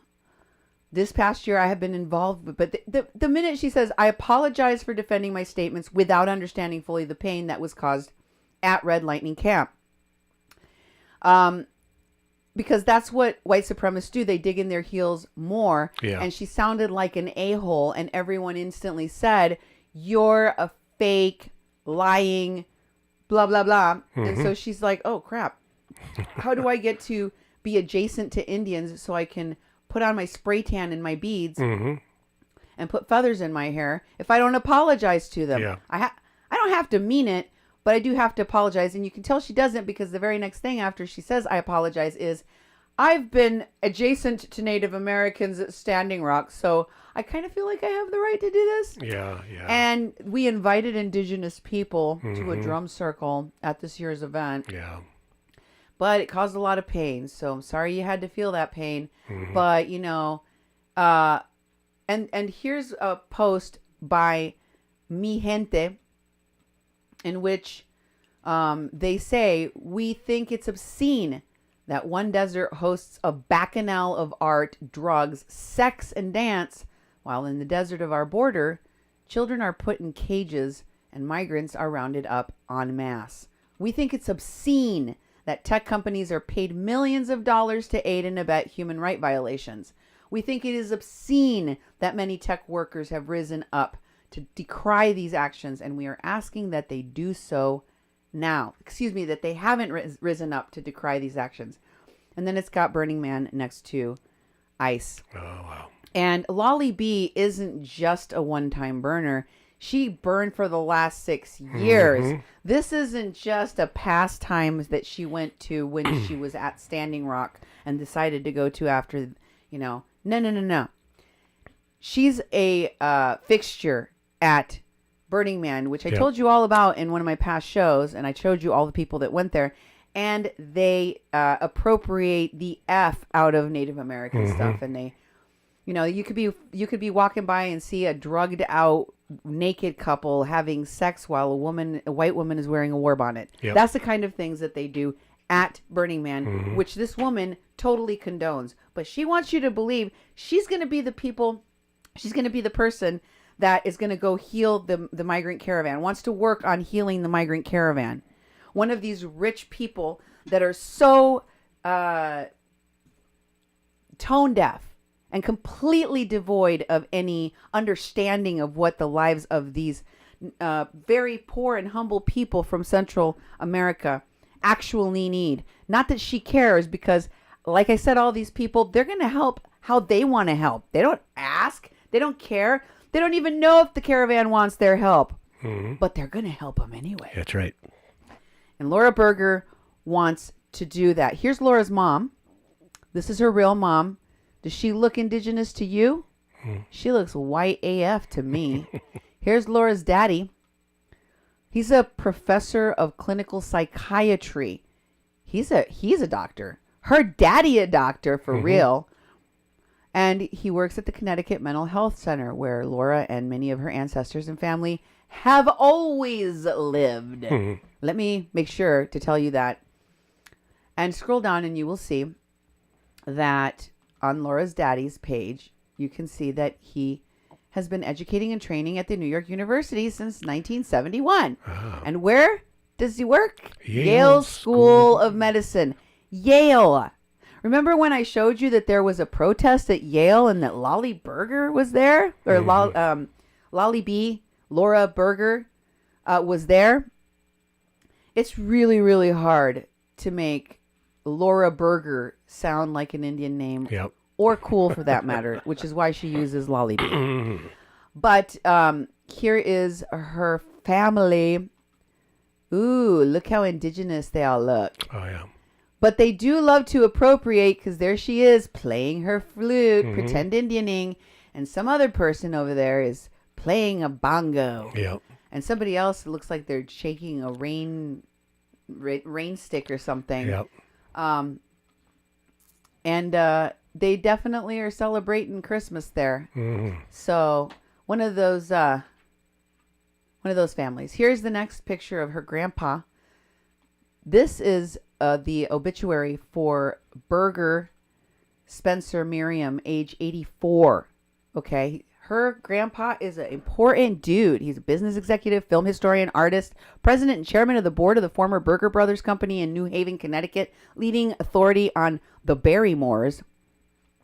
Important artist of watercolors and pen and ink, mental landscape themes, dealing primarily with aspects of Hollywood as well as the human condition. His collection of films, yes, I said films, mainly silent and early sound pictures, are now part of the Spencer Berger collection at the Film Study Center and the Beinecke Library at Yale University and the cinema archives of the Wesleyan University. Avid fan of Ted Lewis and Leopold Stokowski, amassed large collections of recordings and works later donated to Yale University. He was born to Darwin Spencer Berger and Emma Hoyt Miriam Berger in New Haven, Connecticut, members of the Yale University class of 1940.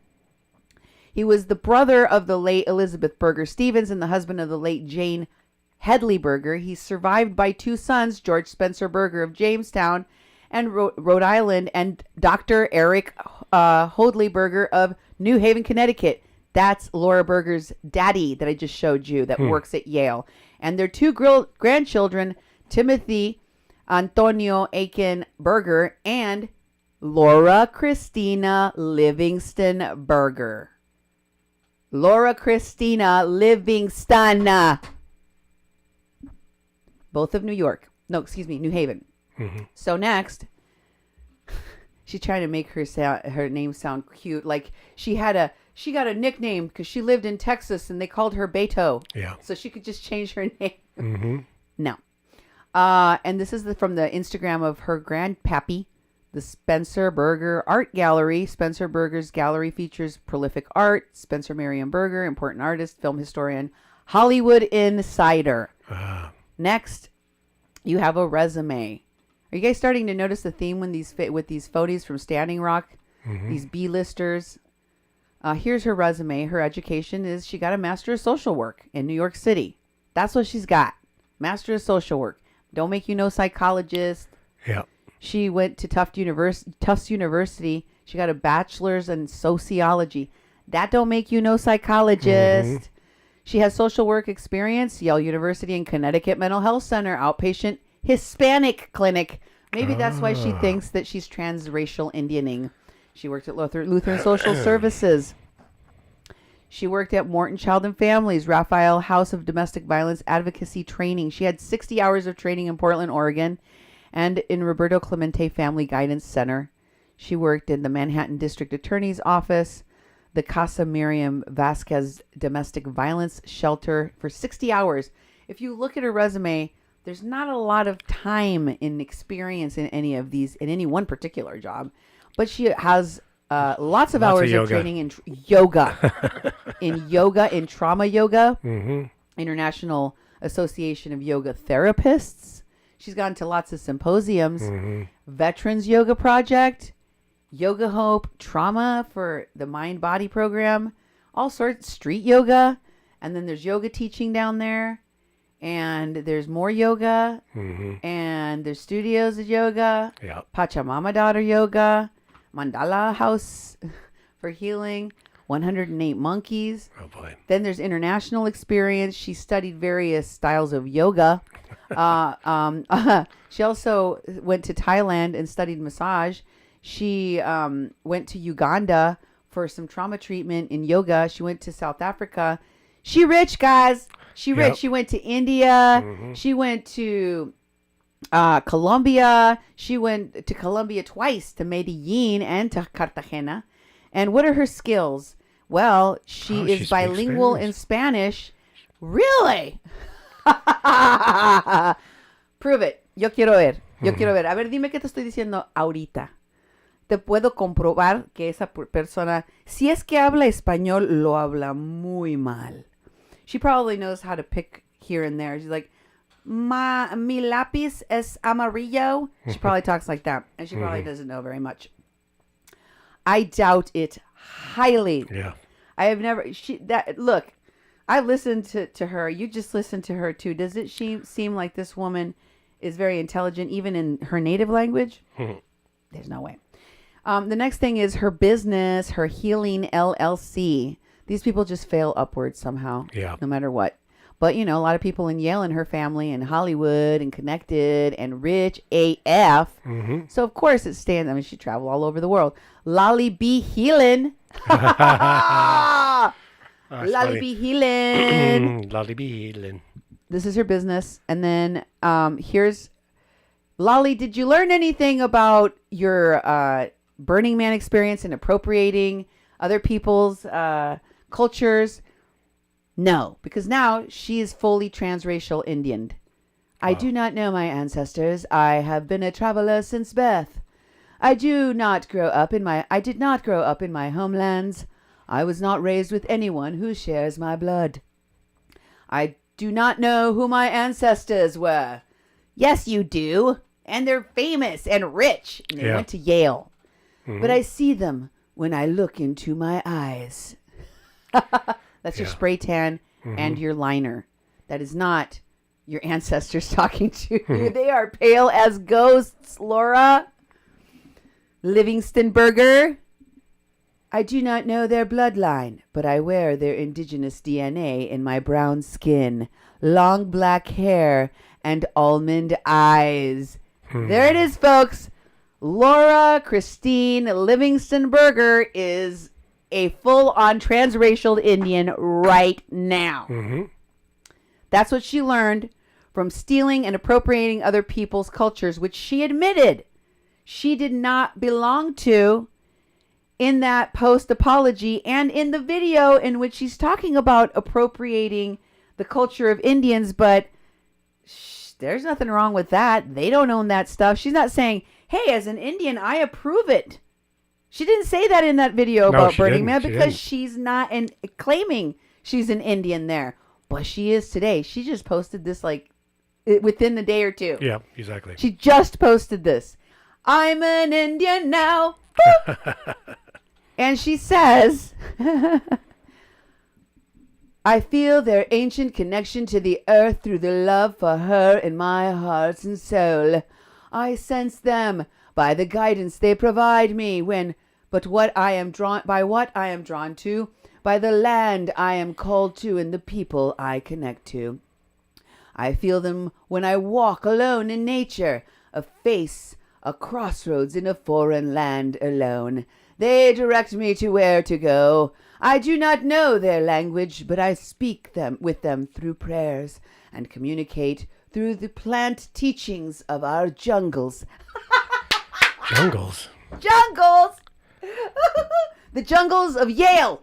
Yes. I do not know their warrior achievements, but I know that I have their strength and courage within me at the battles that I stand for. I do not know their stories, but I listen to many people share theirs and have some of my own, which are echoes of their journeys in another place. Why do these white people want to claim the suffering of having all of our ancestors' history burned and destroyed like my people really did? Because Laura Berger's family could probably be traced all the way back to the European ancestors that came here to murder us. Yeah. But she don't want to own that history, does she? She don't want to own the history of her raping, thieving, murderous ancestors. She wants to own mine. She wants to own my skin, my eyes, my hair. I bet you we can find some of the history of her family right now for you. Here she goes on. I have to finish reading this to you because I want you to see how shallow and disgusting and sick this person is in her brain. I do not know the song. Oh, wait. I do not know their names, but I heard someone whisper my own to me when I was 4 years old, and that is what I have answered to since. I do not know their songs, but when I sing, their voices are within mine. Many people say they do not know who they are when they do not know their biological father or mother or grandparents or tribal ancestry. Some say that without that connection, that one is doomed to be lost and appropriate others, to be stuck in painful limbo of the in-between, not accepted by anyone, never belonging anywhere. I know that my parents who raised me are my cosmic teachers who helped me to become the person I am today. They taught me unconditional love, the importance of education, how to stand up for social justice for what you believe in, and how to live a life of service.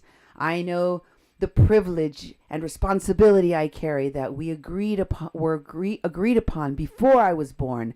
I hold both the pain of colonization in my body's memory and the influence of the colonizers in my mind through education. I know that I can walk with the oppressed and the oppressor. I can visit the ivory tower or the reservation, but I don't belong in either. I know that I am the ancient wisdom and modern technology, the indigenous depth and the colonizer's analysis. I know that I must use my voice, which now has the chance to be heard, that I must speak so many ancestors who were silenced and for who I could have been. How I could have lived, how loud I could have yelled and been ignored. If my birth mother hadn't made such a sacrifice to give me a better chance, if I hadn't been given a passport to a different life at 6 weeks old, if my parents hadn't prayed for a daughter and come to get me and loved me as their own, I know that no one else shares my identity, that I forge my own ahead alone. I know that the bridge is my home at the intersection of circles, at the overlap of cultures. I know that traveling is my path, that I am meant to be a stranger everywhere until I meet chosen family who welcome me and continue weaving a web to connected people. I have set foot on 6 continents, 40 countries, but I do not claim any of them as my own. I know that I am the condor and the eagle, uniting through my existence. I don't know who my ancestors were, but I know who I am.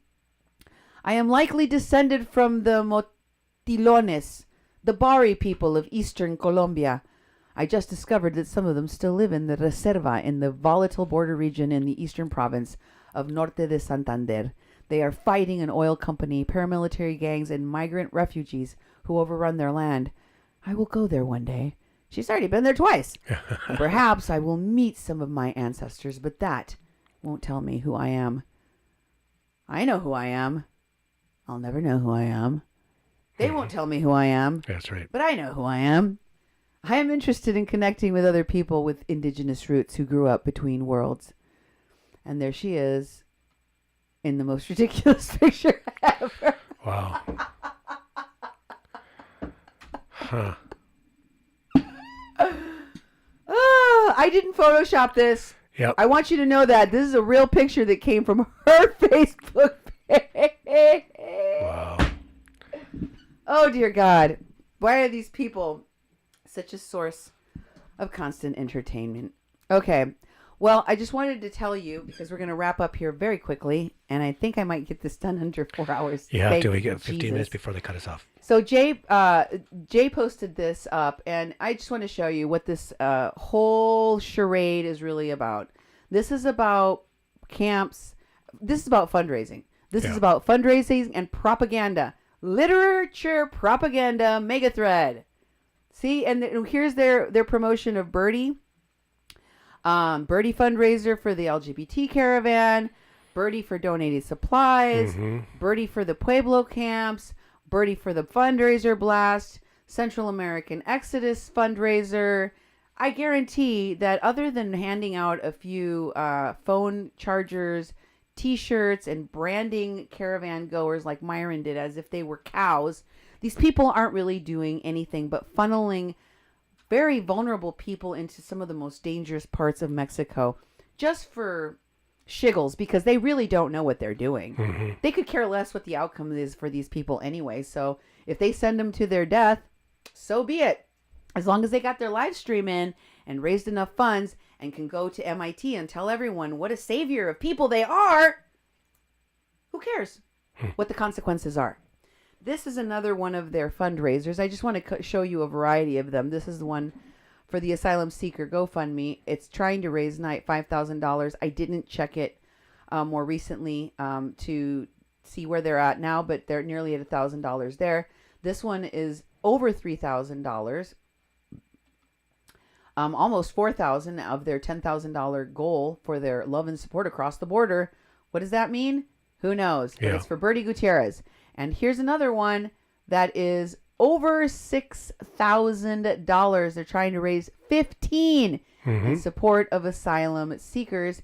And who does that one belong to? Can you scroll down and check? This is on rally.org. And it is, according to this, for the Asylum Seeker Caravan.org. And if you go to the bottom there and keep scrolling until you get to the bottom, I don't know. I don't know if it tells me. I thought it did. I thought this one was the biggest one, was the one that was started by and or for this other woman that is being promoted a lot by these folks whose names just happening to escape me at this moment. I don't know why, but she was Jessie Sandoval. Okay. Jessie Sandoval. Jessie, if you're listening to me, if you are innocent of being I've seen your videos. You sound like a well-meaning dumb person that doesn't know what they're doing in Mexico, but wants to go there anyway, even though you're probably going to be more of a burden than support for anyone there. And that you just allied yourself with some of the most dangerous scammers. Maybe that's the case. I'd like to give you the benefit of the doubt, but Jessie Sandoval, you are surrounding yourself not only with idiots, but also with dangerous people who have done a lot of harm and continue to do a lot of harm. And if you really are concerned for your people, as you say in your videos, you might want to get away from these. Okay? Here's a video that proves what I am telling you about what they're doing to these people by putting them on buses and sending them to Tijuana. This is a, you're going to have to keep my sound on because I'm going to translate simultaneously a little bit of this video so y'all can hear what these people are being put through on these bus rides to Tijuana. This was posted by Pueblo Sin Fronteras.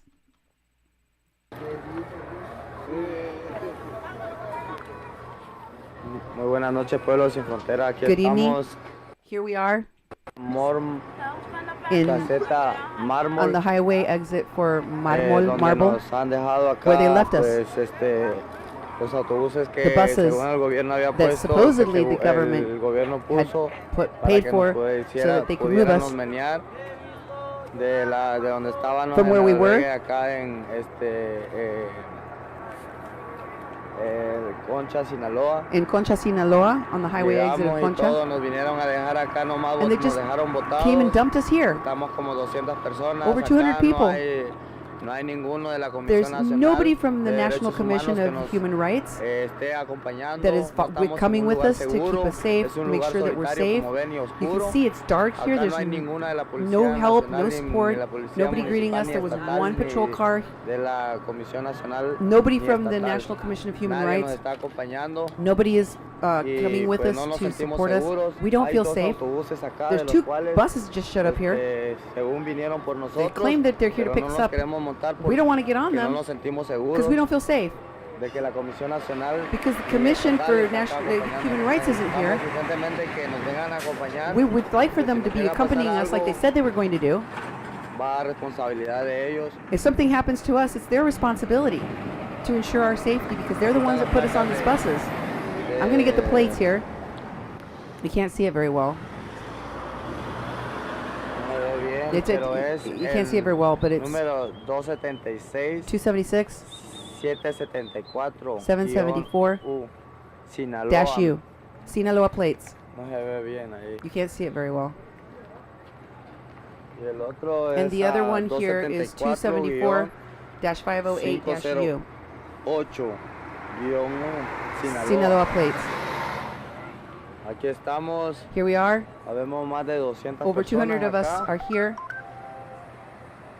esperando a que la waiting Comisión for the Nacional National Commission on Comisión Human Estatal Rights de Derechos Humanos nos vengan a acompañar en come un lugar and donde nos sentimos seguros. accompany us so that we can Como feel ven, acá safe. estamos Here we are. en la caseta de Mormal, And the highway exit to Marble, mármol.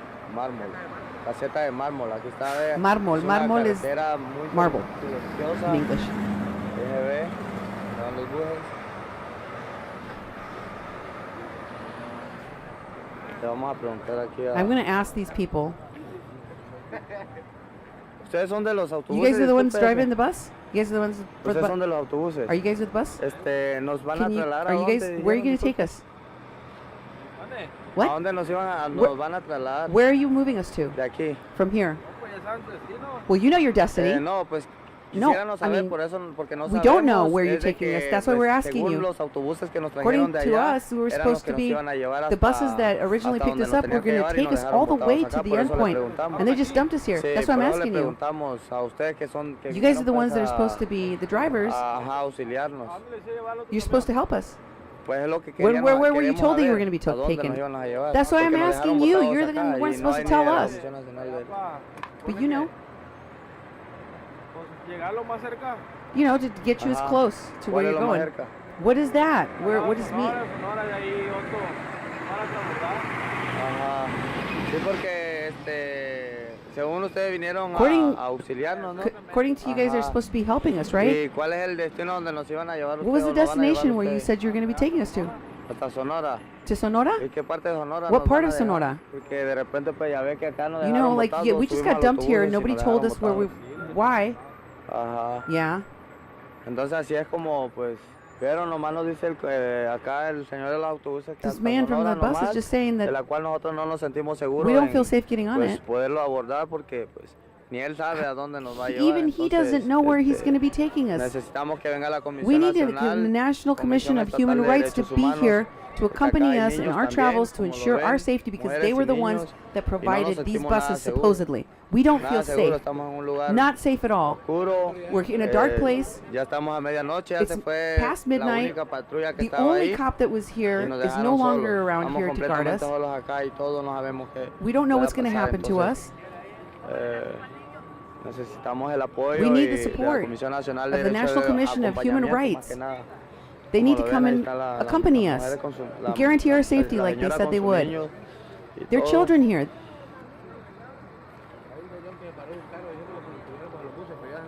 Y hay otro señor que, And there are other que people subió, que se bajó de un carro was a man that got out of a car, a decirnos que nos subiéramos And al they autobús, were trying to push us onto the bus. They're en saying, los get on the autobuses, bus. de la cual ya paró otro autobús. There's another bus that showed up. ¿Ese no? ¿Es Oh, that's pasajero? not that's Oh, not es our that's not pasajero ours. ese. That's a passenger bus. I'm sorry. Excuse me. Le llamé I called más de 15 veces more than 15 a times Javier Juárez, Javier de la Juárez Comisión Nacional of the de Derechos National Humanos. Commission of Human Rights. Al igual le llamé And a also, Jesús Jesus Quintanilla de la Quintanilla Comisión Nacional de Derechos of Humanos, the de la same cual no me commission. contestaron Neither of ninguna. them called me back. Javier Javier Juárez me contestó answered una once, sola vez. just me dijo once, que iba a ver and he said qué he was going podía to hacer, try and see what he could do. de la cual no for us. recibí ninguna I haven't respuesta. received any No response me since volvió a then. llamar, He no never me called me dijo nada, back. le volví a marcar I did como call him 15 back veces, 12, 11 12, veces, 11 y times no me more. contestó. Never picked up. Me mandó, a la primera me mandó At first, he sent me a buzón, no me contestó to y la mailbox llamada se right away. se bloqueaba. And my call Al then igual after that de wouldn't go through. Jesús Quintanilla I think they también le blocked me. marqué más de He 12 says veces, de la cual ahí Quintanilla tengo las, also. I called over las 12 times. capturas que no me contestó. Never answered my Entonces, call. ¿cuál es el apoyo que ellos What is the support nos van a brindar? that we can expect from Queremos the el Human Rights acompañamiento Commission? de la Comisión Nacional de Human Derechos Rights. Humanos. Está el compañero. My partner here.